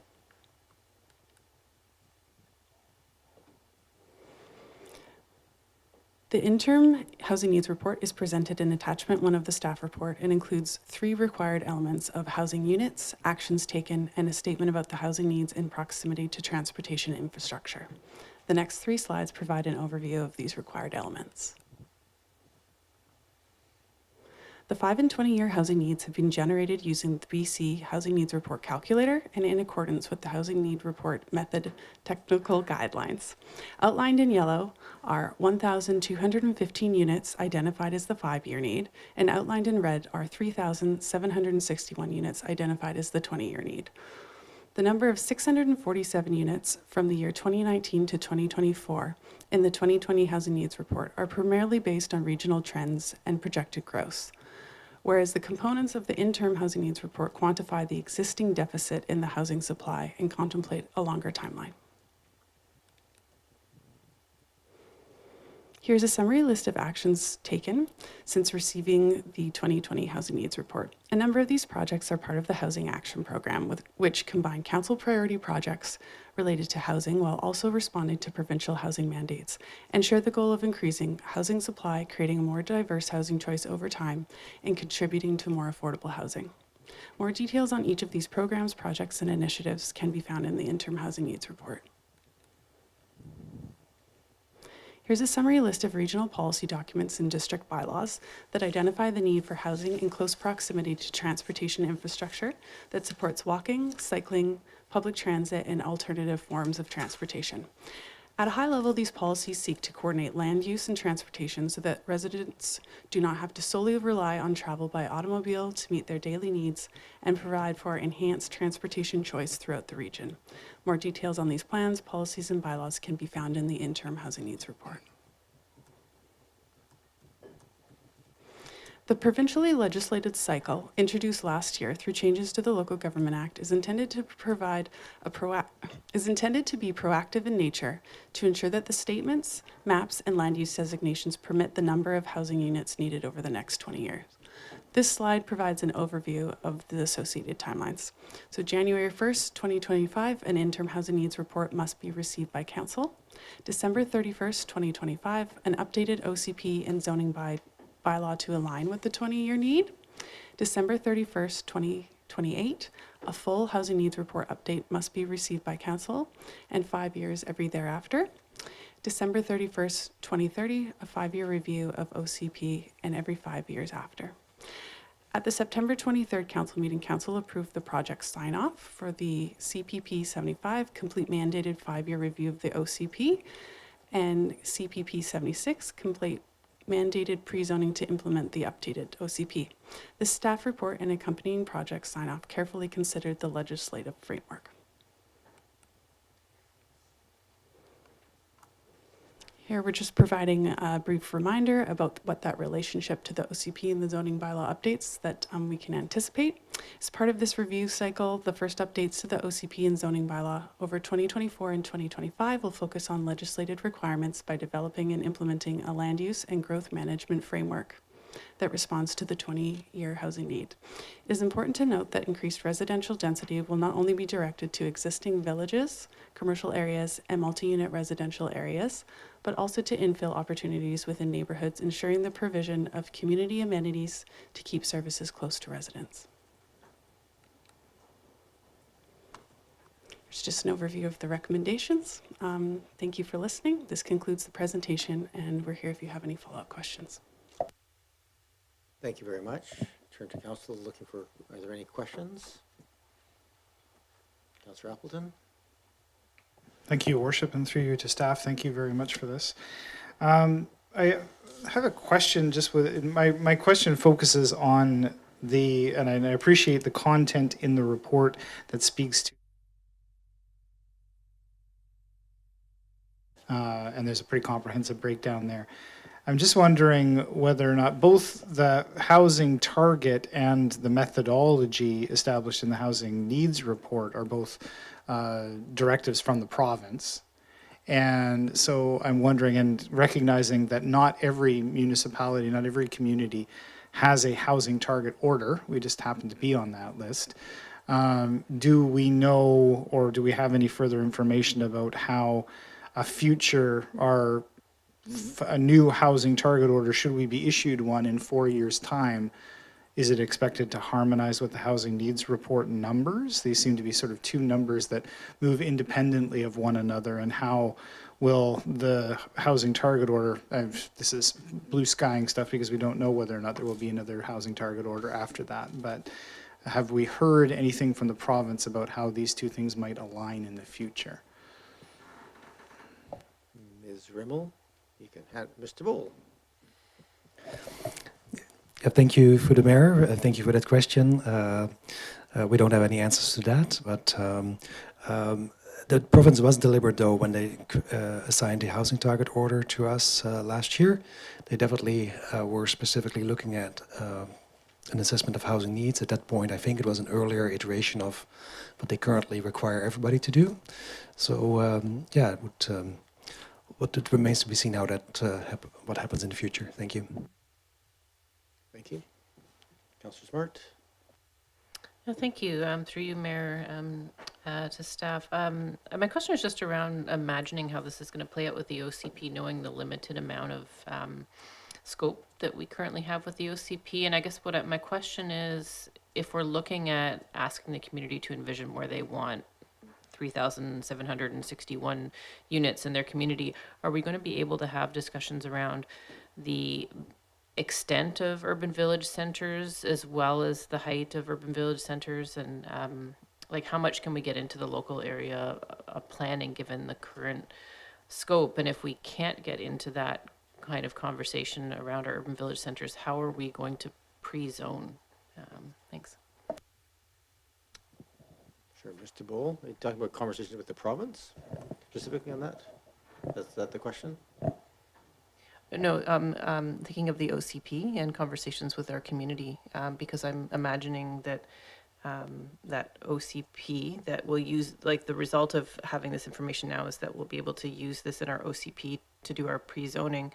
And so I'm just trying to imagine how staff imagine within our current scope of the OCP being able to have those community conversations about how much of that is height in our urban village centers versus infill housing, and those important conversations. Sure. Mr. Bowl? Yeah, thank you, through you, Mayor. We're still waiting for the technical guidance from the province for OCP reviews that are required next year. But it needs to be a bit of an iterative process, I expect, because on the one hand, we need to think about future land uses across the community, but in consultation with the community, and come up with some options. And then subsequently, or iteratively, we need to also try to assess or estimate, and that's probably also in the technical guidance, what kind of build-out capacity you might anticipate in the time horizon for the official community plan. And based on that interplay between expected outcomes and community preferences, that's where we somehow will need to figure out next year where the different types of development potential are going to be placed on the map, and that would then result in an OCP update next year. Thank you. Thank you. Don't see other questions here. I'm just going to make a quick, maybe I'll get a motion to receive the report first. Moved and seconded. I'm just going to call a question for receipt of the staff report first. All those in favor? Any opposed? None opposed. And then can I get a motion that council receive the interim housing needs report? So moved. Moved and seconded. Thank you. Are there any comments? I will just say briefly, I struggle with these using a provincial format. Here's a formula that we have to follow. Here's a report that we have to pay for based on their formulas. And it's because it's generic, it doesn't really give us much insight into our particular community, but we are required to do it. So, supportive of this going forward. I appreciate the effort made to make it readable and clear, and will help at least guide some of the OCP discussions. I did want to just note, there is a reference there to future frequent transit corridors.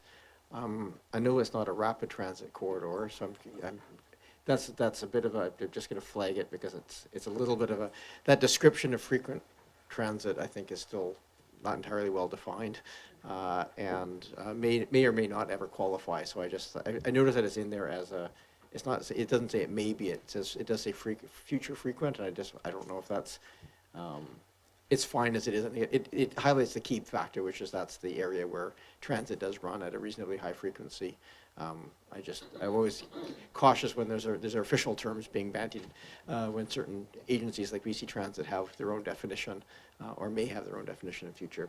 But I'm just raising it there because I think if anybody's watching this and seeing that, it may not actually qualify under their official definition. So with that, we have a motion to receive, or to receive the interim housing needs report. Not seeing any other hands on conversation. I will call the question. All those in favor? Any opposed? None opposed. That carries. We move to 6.4, which is the award of tender. I believe we have Mr. Rennick, our Deputy Director of Engineering, online. I'm not sure if there's anything you wish to provide as an overview for this, Mr. Rennick? Good evening, Chair. Thank you very much. Can you hear me okay? We can, and welcome. Thank you very much. I will be very brief. The district underwent a procurement exercise to find a qualified contractor to construct the Florence Street Utility Upgrades project. This is a project that consists of replacements to storm sewer, sanitary sewer, and water mains. The district received 5 tender submissions, and we are recommending award to the lowest bidder, who is G&E Contracting LP. And I'm happy to take any questions. Thank you. Questions first? Go ahead, Councillor Green. Thank you very much. Thank you, Mr. Rennick. Appreciate the report. I just wanted to ask if the neighborhoods affected have been notified that the work will be ongoing, and if there was any assessment of the impacts for street parking, because I know it's a highly dense area, and after work street parking and before early morning street parking is quite dense there. So I just wondered what arrangements, if any, had been made to consult with anyone affected. Thank you. Mr. Rennick. Through the chair, residents have been informed that the project is coming. There have been resident notices set out, and it's our typical practice that once a contract is awarded, that we have the contractor do further notifications when they have more specific details about their schedule. Impacts on parking are unfortunately very difficult to avoid. It is a narrow street, and there will be a significant excavation. And we always hope that we can keep these disruptions to a minimum and keep these projects moving as smoothly as possible. But it's an unfortunate reality of underground utility construction. Thank you. Thank you, Councillor Green. I have Councillor Patterson and Smart. Thank you, Mayor, and through you to staff. The report, thank you, says that there is adequate remaining funds in the various budget sources that it comes from. I'm just wondering if staff could briefly comment on how the overall pricing for this project compared to what is estimated in our sustainable infrastructure replacement costs. Sure, Mr. Rennick. Through the chair, the sustainable infrastructure replacement costs, we're essentially looking at unit rates from the 2016 asset management asset management report. And those unit rates are increasingly becoming difficult to achieve just based on how much growth there's been in the consumer price index between now and 2016, impacts of the pandemic, impacts of it being a competitive construction market. It's difficult to find good contractors. And there are some complexities associated with this project. There's a very deep dig crossing Cadbro Bay Road to make a new connection to the CRD trunk sewer. So I would say all in all, this is a complicated project, and the unit rates, if you calculate them, will seem a bit high compared to the sustainable infrastructure replacement plan. Thank you, Mr. Rennick. Councillor Patterson. Yes, thank you, Mayor, for the information staff have provided. Just as a follow-up to that then how does it compare to the estimates that are in the 5-year plan? Mr. Rennick, we do have Ms. Lachance here as well. If you want to offload some of these answers, you're welcome to. Thank you, Chair. I'm comfortable to provide an answer. When staff prepares the budgets for the capital programs, we are essentially looking at a very high level cost that we try to be as conservative as possible so that we can ensure that we're actually able to deliver on the projects that we intend to deliver on as part of these programs. And so that's why we're able to say that there is adequate funding within the approved budgets to cover this project. Thank you. Councillor Smart. Thank you. Through you, Mayor, to Mr. Rennick. I just had a couple questions related to how this project interweaves with the Henderson Bikeway. And the first one was with regards to the engagement session that engineering conducted, and we got some great sort of feedback en route from neighbors about the fact that the traffic counts and the amount of traffic has increased greatly recently on that street due to a couple of new businesses. And I wondered if engineering had any updates on whether or not new traffic counts had been done to know if we needed to add to the scope of the Henderson Bikeway. Thank you. Mr. Rennick, I might also maybe extend that question to, is it even possible to do traffic counts if we are starting this project in the near future? Might be a little difficult. To the chair, we typically only do traffic counts over the course of 7 days. So there's likely going to be a period of time where we could do a traffic count before any sort of detours are in place, because we only need those 7 days. I would point out to Councillor Smart's question that while the Henderson Bike Lane project uses the same route, it's not really related to this project, other than the coincidence that they happen to be both on Florence Street. The overall design of the Florence Street utility project is going to essentially put the road back the way that it was, and the proposed change to Florence Street as a result of the Henderson project is just the addition of a couple of speed bumps. So I don't see these two projects being in conflict with each other. Councillor Smart. Through chair to Mr. Rennick, thank you for that. I'm not familiar with, for instance, if it's more economical to add speed bumps while you're already paving. So I appreciate that those synergies maybe aren't as important as I may have thought. My other question was just then with regards to schedule for this quick win Henderson Bikeway. Are we kind of thinking that that project might also be complete in mid-2025, or is that schedule sliding a bit? Is there an update on whether or not this project particularly had any impact to the overall schedule for that project? Thank you. Mr. Rennick. Through the chair, the guidance that was provided was for staff to undertake a detailed design of the quick win bike projects. That design process is underway.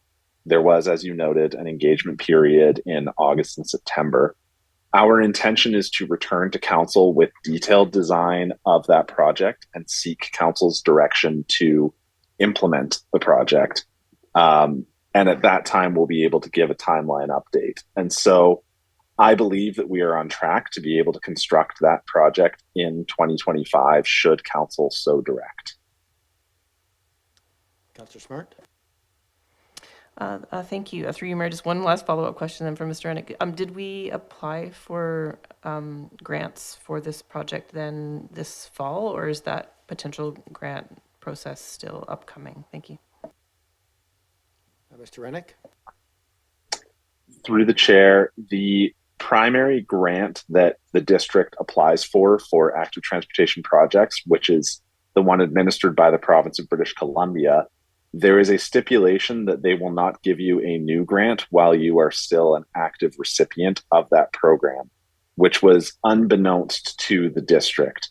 So because we are still an active recipient for McNeil, we are unable to apply for the 2024 intake. Thank you.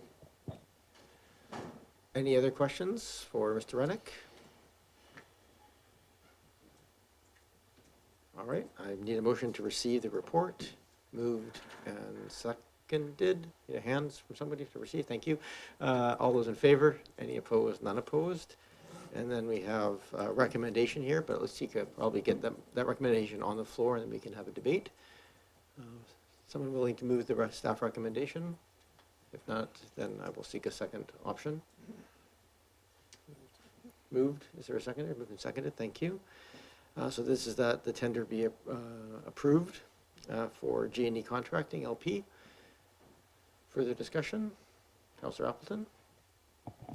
Nothing really to motivate here, Your Worship, but I would just make the point of, I've pointed out previously my level of discomfort with when we don't get a decent amount of bids to be able to review, and we're going with a sole source because there's only one bidder. So I'm pleased, at least in this case, to see that there's been several bidders from several, I think, relatively well-known firms locally, and that the costs are, fairly well in alignment with one another. So I'm always more happy with these bid processes when staff have a number of compliant bids that they can review. Thank you very much. Strongly agree. Seeing no other hands for conversation, I will call the question. All those in favor? Any opposed? None opposed? Mr. Rennick, best of luck with that project. Thank you, Chair. We move back to our Community Building and Planning Department for our Housing Target Order Reporting Period 1.2, October 2023 to September 2024. Mr. Green, I believe you're on deck to introduce this item. I'm going to ask the same process if we can keep the presentation reasonably short. It is for information. And we're running low on time. Oh, Mr. Bowl is going to do the in-room presentation. Please go ahead. Yeah, thank you. Thank you. Mr. Green had been off today, not feeling well, but he's following along just in case. But I'll do the talking on this one. A short introduction. This is the second in a series of required reporting, required by the province, that is. And this is specifically to the Housing Target Order that was referenced earlier in this meeting. By now we're 1 year in. And in the report, we note that in the first 12 months of the Housing Target Order, 16 net new dwelling units were completed, occupancy granted, and a further 70 units are in the development pipeline, either as approved building permits, 44 new dwelling units, or through the rezoning projects that were approved this year, 3 of them, 26 new dwelling units. There's an attachment to the report that also shows what the content is of the form that we will submit to the province. Council is required to see this and receive this, and in a couple of days it's due to be submitted to the province. I'll stop there and see if there's any questions or comments from council on the attachment. Thank you. Thank you very much, Mr. Bowl. Are there any questions for staff? Councillor Smart? Thank you. Through you, Mayor, to Mr. Bull. I'm wondering if the targets were calculated by building permit and not occupancy, would we, do I understand correctly that we might have met this year's target? And if that's not something you easily have on hand, I don't mean to put you on the spot. Thanks. Mr. Bull? Thank you, through the Mayor. Yeah, if we look at the statistics in this report, between the completions and the approved building permits, we would be at a total of 60. So that would be just over the target. But unfortunately, that's not how the target order has been set up. But if we include approved building permits, we are at 60 units. Thank you. Councillor Smart, please continue. Yeah, thank you. Through Mayor, I just had one tangentially related question, just because it was something that's supporting the housing targets. Do we know when the October 15th report regarding the delegation of approval for minor development variance permit applications is returning to council? Mr. Bull? Yeah, thank you. Through you, Mayor. That report is currently waiting for us to first report back on infill housing. There's a couple of follow-up changes that we announced earlier this year that have been reviewed over the last couple of months. A report for that is coming forward shortly. It might result in some change to the zoning bylaw, and the relevance to the delegation of minor variances is that we want to have a better comparison of the change that we did make this year, potentially are still going to make, and then compare that to the proposed delegated variance approvals, because that builds on the discussion council had. So I would think tentatively, it depends a bit on the next steps on the infill housing changes, if any, but I would think sometime in the coming months we would bring the delegated variances report back. Thank you. Thank you. Any other questions on this report for housing target orders? Okay, can I get a motion? Basically, we just need a motion to receive the report. Moved and seconded. Any further discussion? Councillor Green? Through anyone, I'm just wondering, do we know if we don't meet the targets or if we haven't met certain deadlines that have been imposed, what are the consequences from the province? Do we have a clear understanding of that at this point? And it doesn't need to be answered tonight, but it's a question I'm kind of wondering about. Thank you. Thank you. I think the short answer is no, they haven't clarified any pieces, but Mr. Bold, perhaps you have some more details? Yes, thank you, through you, Mayor. There's a section in the report form that specifically asks what other initiatives have been undertaken, and that specifically is a required section if you didn't meet the nominal number of the housing target order. So that's how the province looks at that for this reporting format, that if you didn't meet the target, then you need to explain what else you were doing trying to get closer to it. And that's why this report form that we have compiled does comment on the different initiatives that are underway. And that's, I assume that is something that the province will look at. And so far, we haven't heard from the province in response of our previous report that we were not on the right track. So I think we're on the right track to work towards these targets. Thank you. Through you, thank you. Thank you, Councillor Green. Seeing no other hands, I'm happy to call the question. All those in favor? Any opposed? None opposed? That carries. We move on now in section 7. These are subject to public input, although we'll probably, if there's public input, it'll be online. And 7.1 is the BC Sustainable Energy Association's Cool at Climate Leadership Training Program. We have, I think Mr. Bowl is here to introduce this one as well. I think we have a pretty clear report, so perhaps it's a brief introduction, but I'm happy to not have an introduction and just go straight to questions if there's any questions. You seem okay with that as well. Are there any questions of staff on this item? Okay, Councillor Appleton. Well, thank you, Worship, and through you to staff, we're drawing this amount from, this is a reasonably modest amount, I think, for a positive outcome. It just is talking about drawing from the Climate Action Reserve Fund. I'm just wondering what is the balance in the Climate Action Reserve Fund? Mr. Bowl, do you know, or Ms. Lachance? I don't have that with me here today. I can bring that back. Unless it's in the report. I don't think it's in the report. No, unfortunately, I don't have that number available either. Thank you.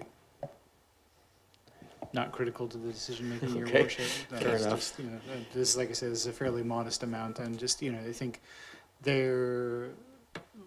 well, we'll review it through the financial planning process as well and review those balances, but it's nice to be opportunistic with relatively modest, you know, value projects like this that can have a lot of upside. So just kind of curious about that. Thank you very much. Okay, can I get a motion to receive the report first? So moved. Moved and seconded. Thank you. Any just motion to receive the report. So I'll call the question. All those in favor? Any opposed? Not opposed? Move the staff recommendation, Your Worship. Thank you. Is there a second? It's moved and seconded. Any other discussion or comments? Not seeing any. My only comment is I wish cool it didn't sound so much like cool kit. It's very, very confusing. With that, I'll call the question. All those in favor? Any opposed? None opposed? Carries. We are moving to 7.2. The real reason Ms. Lachance is here is the third quarter budget variance report. Welcome. Yes, and because the information is for council to receive, the report is, the only recommendation is for council to receive. I'm happy to stay my introduction and take any questions. Sure, thank you for that. I think the report is reasonably straightforward, but I'm happy to take questions at this time. Are there any questions for staff on the quarterly update? Looks like we are getting close, predicting our sort of usual expected surplus based on all the moving factors at this point. We don't allocate those surpluses, I think, until so we can reallocate last year's surpluses now, not potential future. So, but sorry, Councillor Smart, please go ahead. Oh, thank you. Through you, Mayor. Just, I guess, a question with regards to the described surplus, and just wondering, does this at all signal an opportunity of evaluating how we could budget this year, assuming a certain amount of staff vacancy, to reduce our property tax increase to our residents? I just see mentioned over and over again around vacancy elements and staffing as being part of the variances, and I just wondered if you could comment on that. Thank you. Chance? Thank you. Through the mayor, each year as we prepare the financial guidelines, and this year would have been the first year we brought a report forward on that, but the process with staff would have been the same. To review, given the economic conditions, the results experienced in the previous year, the approach to the financial plan, and in particular to your question on salaries. Because the variance on salaries moves between departments, it's not expected to reoccur in any given department from year to year. We wouldn't look to, at this point, recognize, an expected vacancy rate. We're always looking to make sure, sorry, excuse me 1 second. This cold just keeps hanging on. We actually would be watching for that if we were experiencing a standard vacancy rate. The other elements that we're factoring in as part of the financial planning guidelines is factoring in, checking in for a 3-year average. That is something that staff did adjust this year, but we did not decide to adjust the approach to salary. Go ahead, Councillor Smart. Thank you. Through you, Mayor. My other question is just with regards to council potentially having an early discussion on what an acceptable percentage range of property tax increase is in this current climate, where our Vital Signs report again this year has said that the cost of living is the #1 concern of our residents. And I'm wondering, ahead of receiving a sticker shock amount of property tax increase this year, is there an opportunity in which council could discuss our comfort level in a range, and we could look at property tax as a selection of options as opposed to an initial amount that we're then whittling down? Go ahead, Ms. Lachance. Thank you. Through you, Mayor. So the early approach or early opportunity for council was as we brought forward the financial planning guidelines report. We were considering setting targets. You may recall, and within that report, we talked about an inflationary target around 2.7%. Any budget over 2.7% will receive a higher level of scrutiny. There'll be itemized increases that will be put forward for council consideration in terms of trying to hit some of those inflationary targets. So the early opportunity was that, but I will say that as we bring forward the budget for deliberations, there are opportunities to consider increases as well as decreases to mitigate the property tax increases. Okay. Thank you. Don't see other questions popping up here. Oh, Councillor Green. Not a question, just a comment.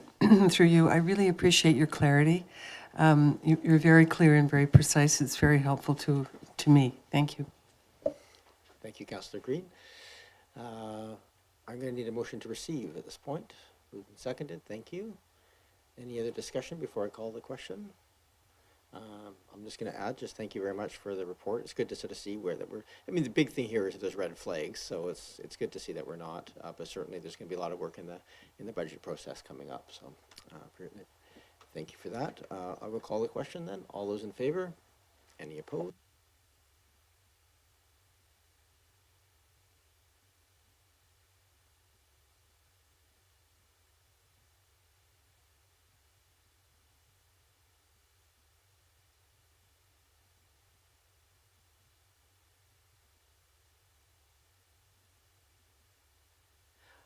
I'm just going to say this, the motion is to extend the meeting to 11 o'clock.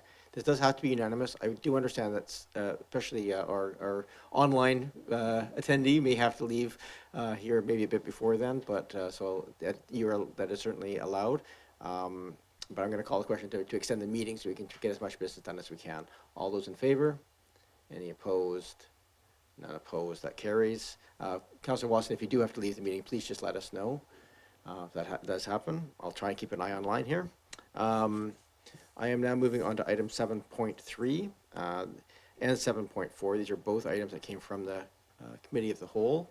So they are really just our recommendations to ourselves.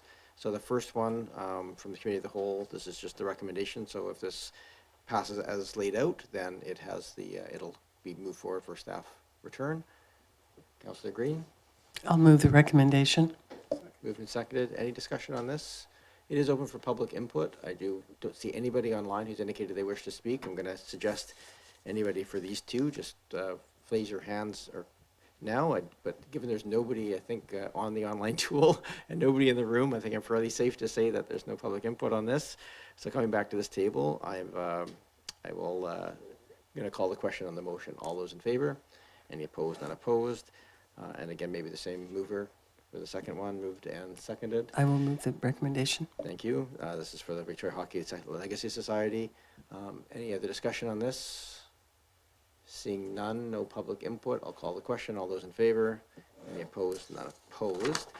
We move to bylaws and permits, 8.1. This is the Oak Bay Business Improvement Area Bylaw 4879, 2024. Ms. Plouffe, you are welcome to do a brief introduction. We do have Ms. Leary, who is represented from the Business Improvement Association online, should there be any questions. Please go ahead. Thank you, Your Worship. I can forego a long introduction to the report. As you are aware, Council did direct staff to run the local area service petition against. That was, staff did run that. It went out to all of the owners of the properties within the BIA. That petition ended on October 31st, and you'll see in the report the results of that petition, which did not achieve the threshold for council to not be able to adopt the bylaw. So the bylaw is up for adoption for council this evening. Thank you very much. We've had the first 3 readings. This is back here for us for adoption. Should council will it? Councillor Green. I'm happy to move adoption if that's agreeable. And to receive first, and then we'll... Move to receive. Okay, no need to apologize. Moved. Is there a seconder for receipt of the report? Moved and seconded. I'm going to call the question on that. All those in favor? Any opposed? Not opposed? Now you can move the can you read it out? The Oak Bay Business Improvement Area Bylaw. Do you have it in front of you? Thank you. That the report titled Oak Bay Business Improvement Area by... Sorry, recommendation. That the Oak Bay Business Improvement Area Bylaw be adopted. Sorry, that the Oak Bay Business Improvement Area Bylaw number 4879, 2024 be adopted. Thank you. Is there a seconder? Moved and seconded. Thank you. Councillor Green, do you wish to add anything? I would just like through you to thank staff for their effort, and I'm pleased that it wasn't rejected in any way, that this will be going through. You know, the BIA does a great deal for us. I know they were both here earlier, Mr. Cowden and Ms. Leary, so thank you very much for coming to the meeting as well, and then zooming in. Thank you. Yeah, thank you. And I will point out that I texted them both as they were sitting here and just said, you feel free to go home and attend online. If there's any questions, they could answer them, because I thought if that's potentially a very long sit here in these uncomfortable seats. So I do appreciate them being available online if there's any questions. Councillor Smart. Yeah, thank you. Through Mayor to staff, this is new to me, so I'm just curious, with the 11% yes petition, is that, we don't see any details on that, so there's no like letters from the public or anything? Okay, it felt like there was a little bit of a lack of information, but it was just new to me. There's no additional information that we're missing in the report. Thanks. Ms. Plouffe. Thank you, Your Worship. So the petitions that came back in are basically, it's a counter petition process. So if you're opposed to the change, you fill out a petition and you submit it. So 6 properties were represented. Petitions did come in. So those petitions are not public information, but it's not necessarily 6 owners. It was 6 properties. There could be varying owners. So yeah, I hope that helps explain. Thank you. I don't see other comments or questions. So on the motion for adoption, I'll call the question. All those in favor? Any opposed? Not opposed? I do see Mrs. Leary and the BIA president online. Thank you very much for this process. With this adoption, you are free to go forward with your budget for the next 5 years. So very much looking forward to the many community events that the BIA puts on. So thank you for all the work that you do. Moving on, we've already dealt with 8.2, the Heritage Revitalization Agreement.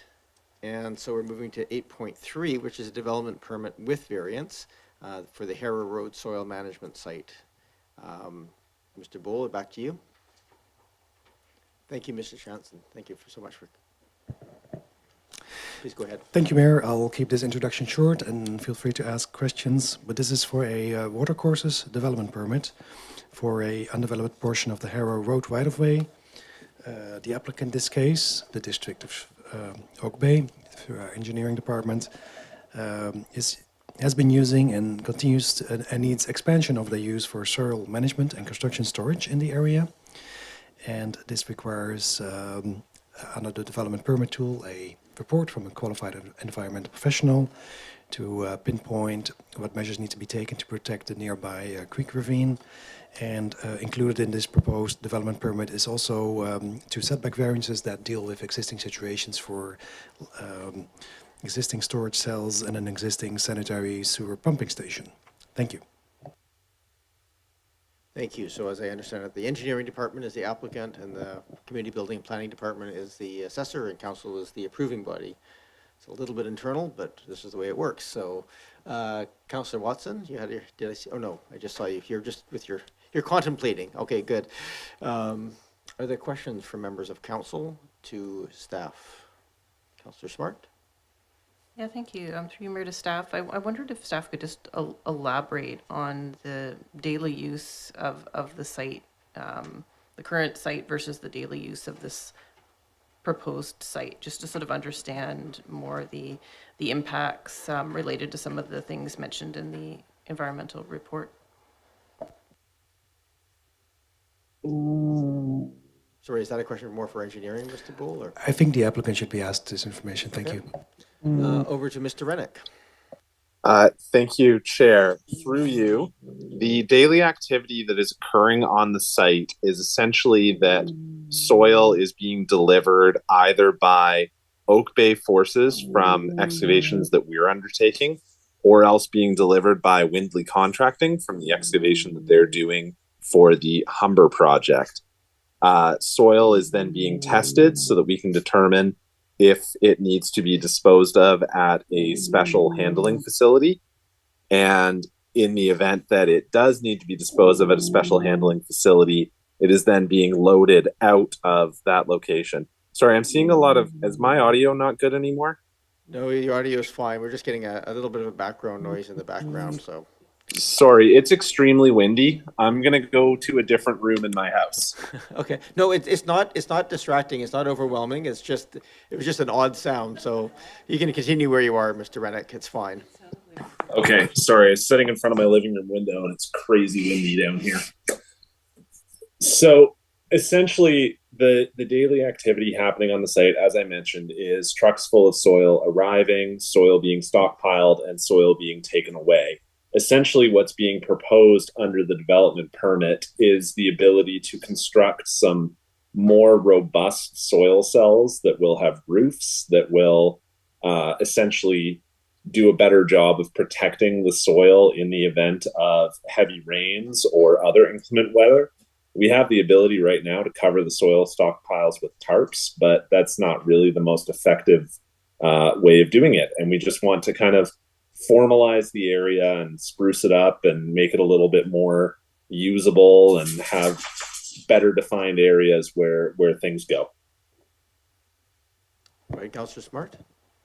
Thank you, through you, Mayor. That's really helpful. And I guess just to follow up on that, I guess what I'm wondering is is the intensity of use on the site, say the amount of trips or the amount of activity, doubling or increasing slightly? Thank you. Mr. Rennick? Through you, Mayor, I would say that the level of intensity, number of visits to the site, will probably hit its highest point next summer, just when we're really in the thick of utility construction and really in the thick of finishing up the Humber project. So I would say that should the development permit be granted, there will be a bit of an increase in activity, but we're not talking a factor of 10. We're talking maybe, 1.5 times. Perhaps it'd be helpful if we understood what that was in terms of like just number of visits. Is it going from 20 to 30 or from 2 to 3? I'm afraid that's information that I don't have at this time. Okay, fair enough. Councillor Smart. Thank you. Through you, Mayor, to staff, and I'm not sure if this would be best, I'll let you decide who to direct it to, but what has the communication been with you, Vic, and the neighbors to date on this project? Thank you.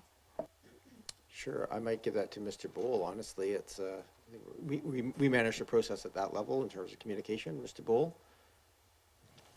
Is there? Excuse me, Mayor, could Sure, no problem. somebody repeat the question? The question was just, what has been the interaction or consultation with UVic and/or neighbors on the project? Through you, Mayor, that would not be part of our development permit review, but possibly our colleagues in engineering, our applicant, might have had conversations with their neighbors. Sure. Mr. Rennick? Thank you, Mr. Mayor. Yes. In terms of neighbors, UVic is the immediate neighbor, and we have had several meetings with the campus planning department. They are aware of what's being done. There have been a few requests from UVic. For example, there are now large orange signs when you enter the site that make it clear that it is a District of Oak Bay project, not a UVic project. That was at UVic's request. And the other neighbor who's immediately across the street is the Henderson Recreation Center, and we have not heard any concerns from them about any impacts on patron safety or any concerns there. Thank you. Councillor Smart? Well, thank you. Through you, Mayor, to Mr. Rennick. I wondered just with the variances requested and the layout of the site, was it considered to actually have the access on the ravine side and the soil storage further away from the ravine on the west side? The layout seems surprising to me considering the concerns raised in the environmental report. Thank you. Mr. Rennick? Through the mayor, the layout was chosen to minimize the impact to the existing walking trail that's north of the pump station. There's also some very difficult site grading immediately in the vicinity of the pump station that would have made it very difficult to get the walkway around. And ultimately, depending on which side of the property the soil cells are on, you could have the risk of the vehicles having to turn around immediately adjacent to the ravine and then having any road grit on their tires being deposited right at the top of the ravine bank. So unfortunately, it's a challenging site, and I believe that the layout that we've provided is the most optimal use of what is a challenging site. Thank you. Go ahead, Councillor Smart.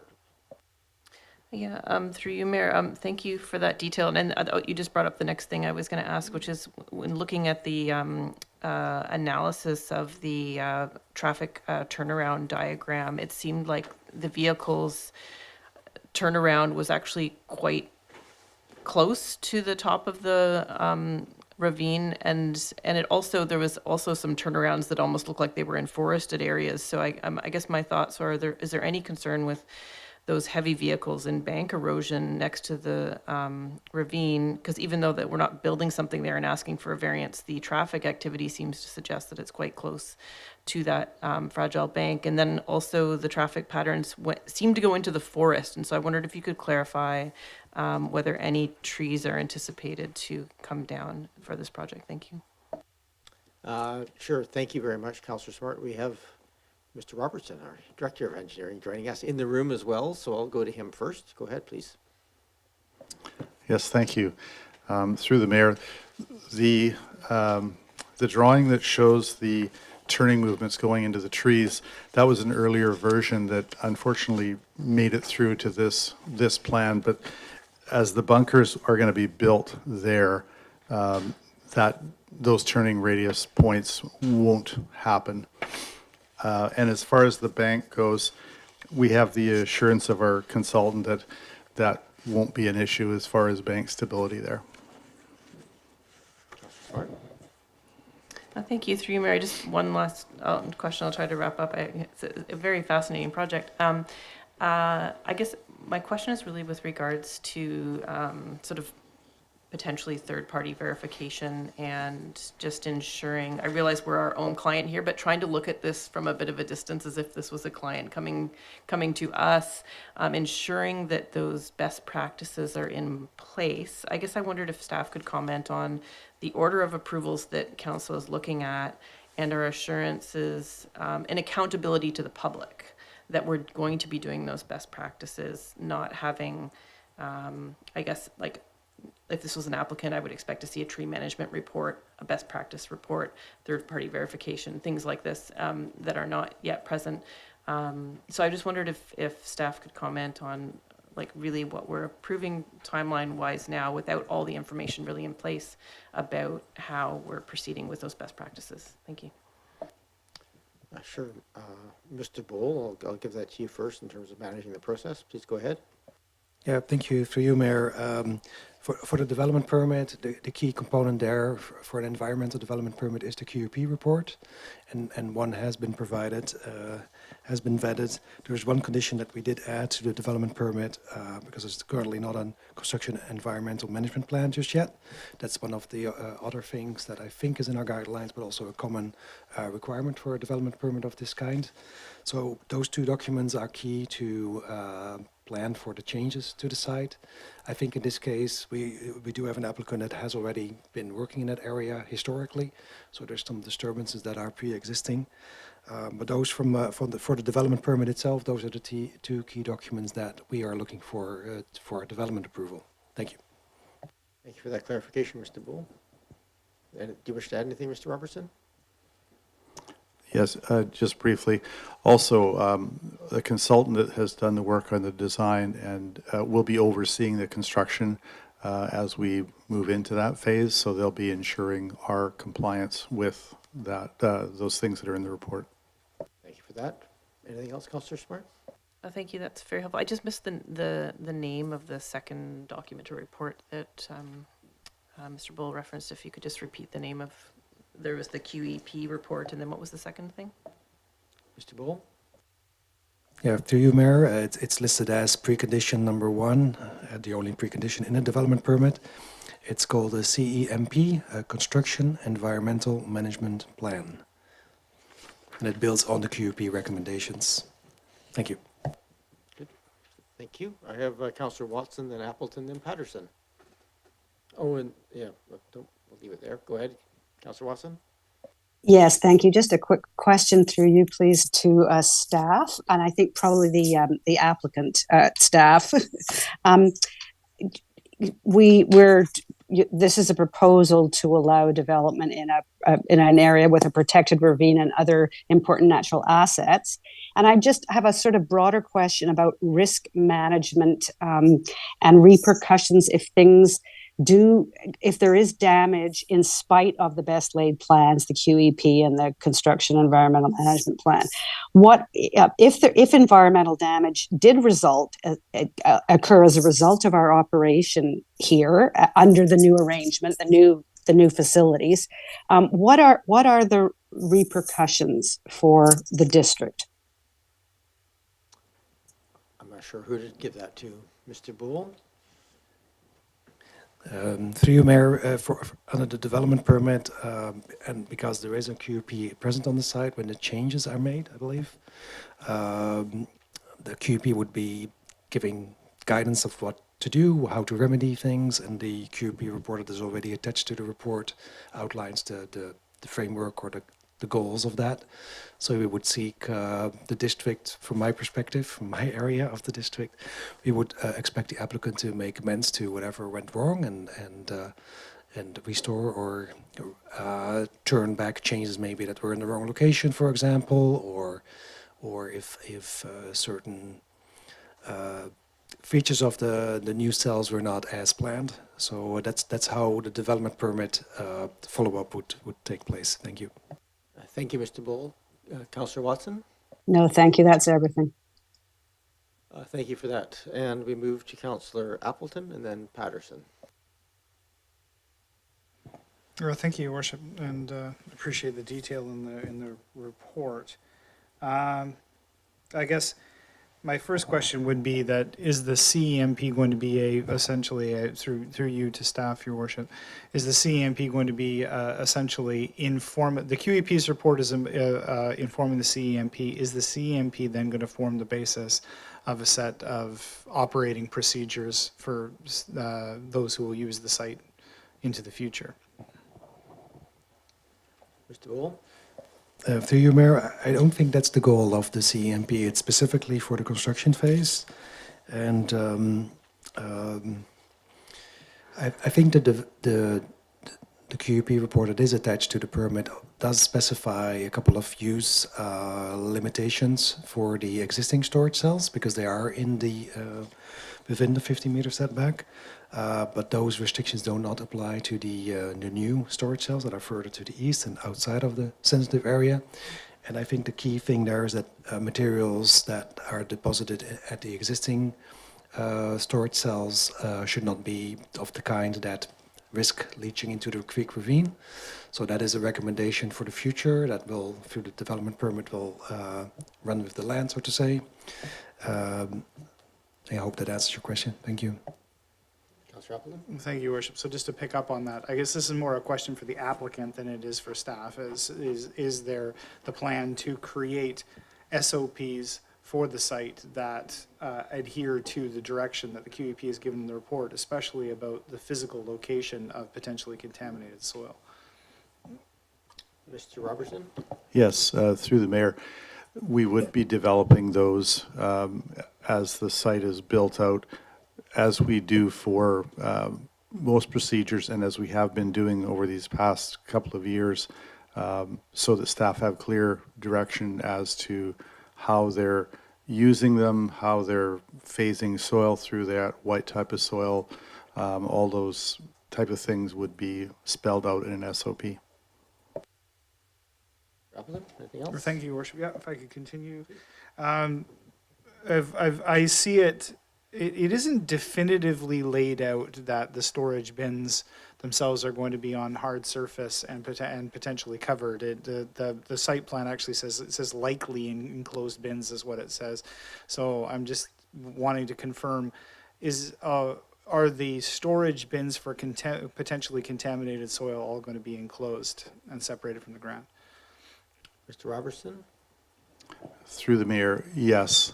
And then the drainage from the site also will have the specified treatment for anything coming off site. So the covers will keep the elements off, and then the surface that is built on will direct the water into the appropriate drainage facilities. Councillor Appleton? Thank you, Your Worship. I appreciate the time.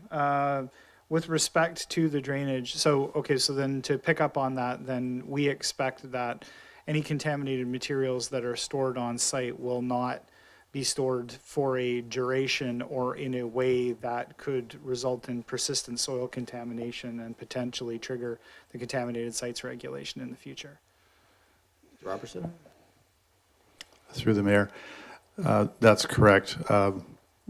Because there are a limited number of cells, we have to keep the soil moving through to once we have it tested to the right facility or back onto job site if it's clear, so that we don't have a backlog from our different excavations. Just a couple more questions, Your Worship. I know that thank you for that. I know that the stormwater drainage plan for the site essentially will eventually reroute any drainage from the site is going to go back into Hobbs Creek at sort of the culverted section on the sort of the Cedar Hill Cross end, essentially. So the idea is that the combination of storage methodology and essentially in pipe, or we're talking about separators and these types of things that are in the stormwater system, those are going to be to spec to be able to achieve the stormwater management goals that the QEP has laid out. Is that correct? Essentially, we're depositing functionally clean water or compliant water at the top end of Cedar Hill Cross. Mr. Robertson? Through the mayor, yes, that's correct. And just finally, Your Worship, is I note that there's sort of a technical spec or an engineering spec for management of the hemlock on site. So it's not, I don't know whether it's specifically outlined here, but at the end of this process, are we intending to try to manage as much of the hemlock seed bank on site as possible and to try to, is it an underlying objective of this, potentially a secondary objective of this redevelopment process to try and attenuate as much of the hemlock as possible. Mr. Robertson? Yes, through the mayor. We've been working with Parks on that since pretty much the beginning of this year, and are continuing to deal with that. There is a section of the drawings that shows a cover and capping with geotextile, and also using that as a method of trying to control it. But we have been actively working with Parks on it since the beginning of the year. So then just to follow up, Your Worship, is that the hope is that, I know there's an extensive seed bank on there, but the hope is that at some point we're working towards a full rehabilitation of the site. That's difficult to achieve, but is that the sort of working target? Sorry, Mr. Rennick? Sure, I'll take that. Yes, through the mayor. Yeah, our goal is to, I guess if you can ever eliminate it, but control it as best we can, but we would like to be able to eliminate it from that area. Thank you, Worship. I appreciate Thank you, Councillor Appleton. I have Councillor Patterson next, and that concludes my first-time speakers Yeah. list. Thank you, Mayor. I think most of the questions around risk and whatnot have already been asked. So just one last confirmation. I take it then that this site, if approved, will be in fact secured at all times, since it is a dump site, and that will be somehow managed in a reasonable basis. Mr. Robertson? Through the mayor, we don't have plans for fencing off the whole site, but gating it from Cedar Hill Road for the access, and also chain link fence along the walkway towards UVic. Thank you. Just one question of clarification. Oh, perhaps can I get a motion to extend by another 10 minutes, just so we can wrap this up? Moved and seconded. Called, yes, okay. Sorry about that, but I am going to call the question just to resolve this. All those in favor? Any opposed?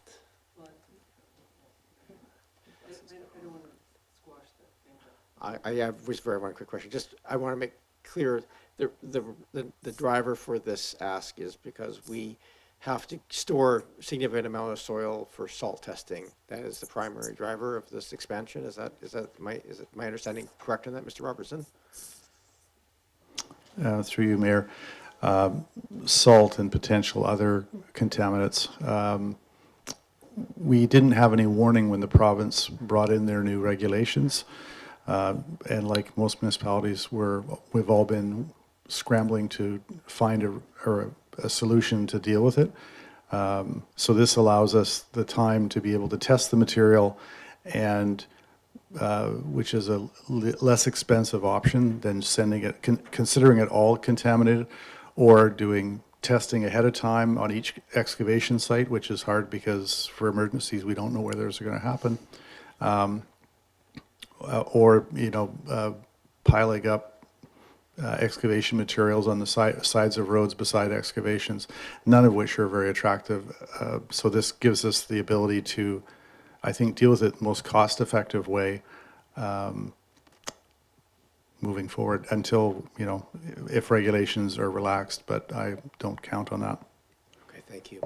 I did have Councillor Watson's hand up, I think probably to tell us she had to leave, so understood completely. So we're just down to the members of the council in the room at this time. Are there any other questions before we get to motions? Not seeing questions. Perhaps I can get a motion to receive the report. Moved and seconded. All those in favor? Any opposed? None opposed. Someone wish to move? Go ahead, Councillor Smart. I'd like to move option 2, to have the Advisory Planning Commission review this application.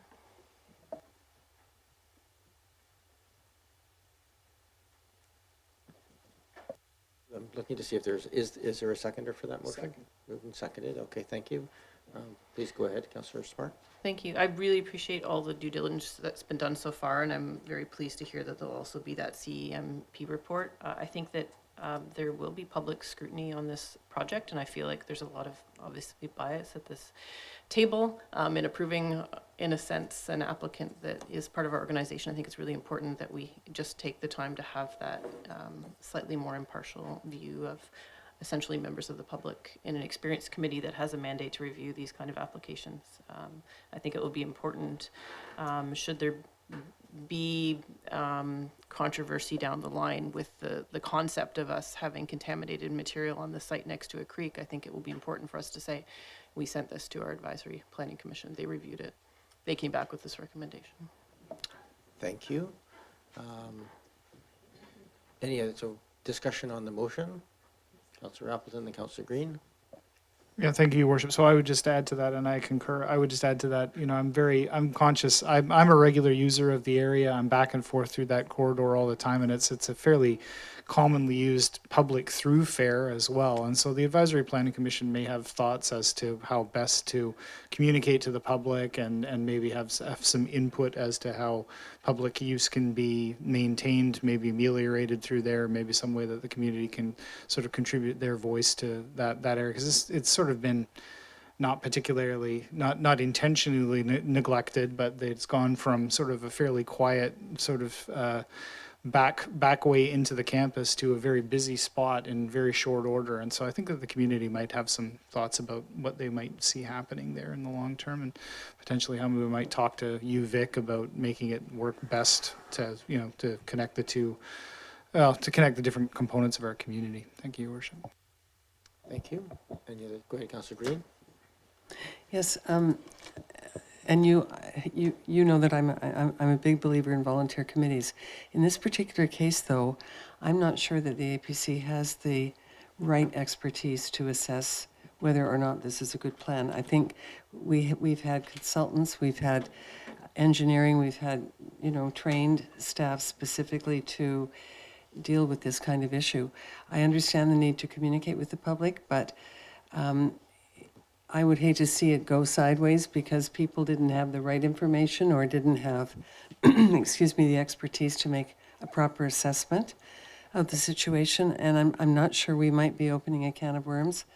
I completely agree with the intent and comments, and I agree with the need to protect the creek and protect the local environment and have that illustrated for the public. But I'm just not sure the APC is the right body. Those are my comments. Thank you. Thank you. Councillor Patterson. Yes, thank you, Mayor. As liaison to the APC, I certainly appreciate the consideration of this. I too am concerned that because of the technical expertise that is required for this, I don't know that it will, that it exists at the APC at this point in time. I also consider that although it goes to Planning Commission, the public is not allowed to participate in the Planning Commission meetings. And I do think that there is definitely a necessity to communicate what we're doing and why we are doing it to the public, and provide all of the technical background to provide as much reassurance as we can. I don't know that the APC is the right vehicle for it, but I guess what I would also ask is how much will this set, getting it to the APC, if staff could perhaps just comment on how quickly that would move forward. Sure. Mr. Bull. Thank you. Through you, Mayor. We just are about to have the last meeting, or I don't think we have the last meeting of the year with the APC. But we can't. Sorry?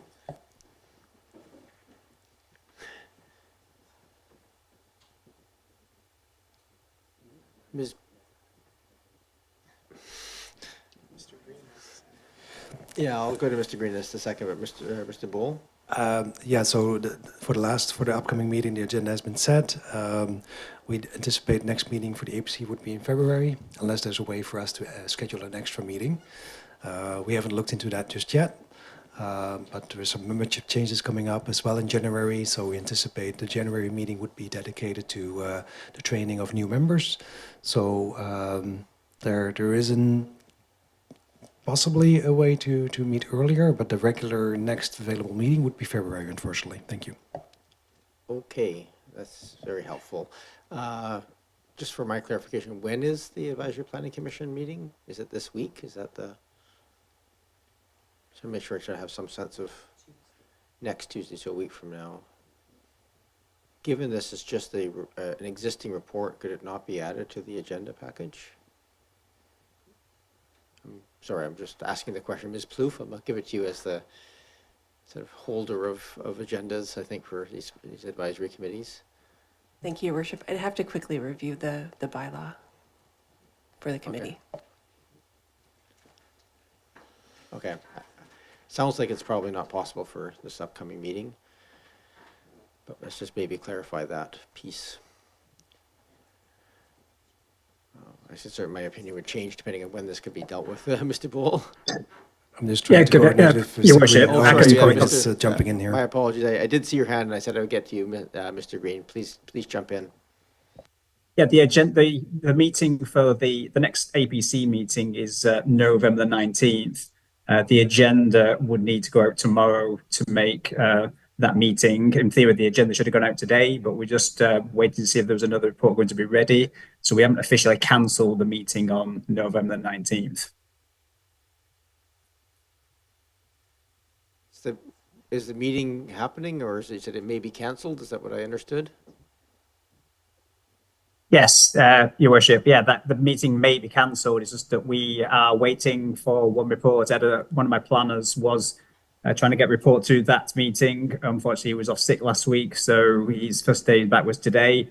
And so we will know tomorrow whether that report will be ready. And if it's not ready tomorrow, the meeting will be cancelled by like 4 o'clock tomorrow, basically.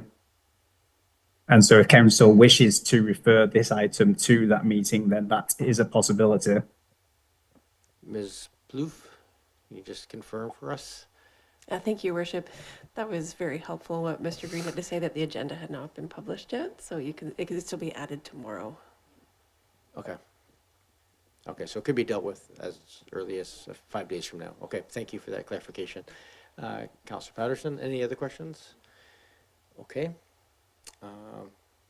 Thank you. I am going to speak briefly. I'm supportive of the motion. I would have been happy to just move forward with the decision, but I think given that the motion has been made, I think optically at least it would look odd to not at this point, given that some concerns were raised by council and wishing to see it. I think we're better off in giving the timelines to make that reference. I'm supportive of the motion as it's been made.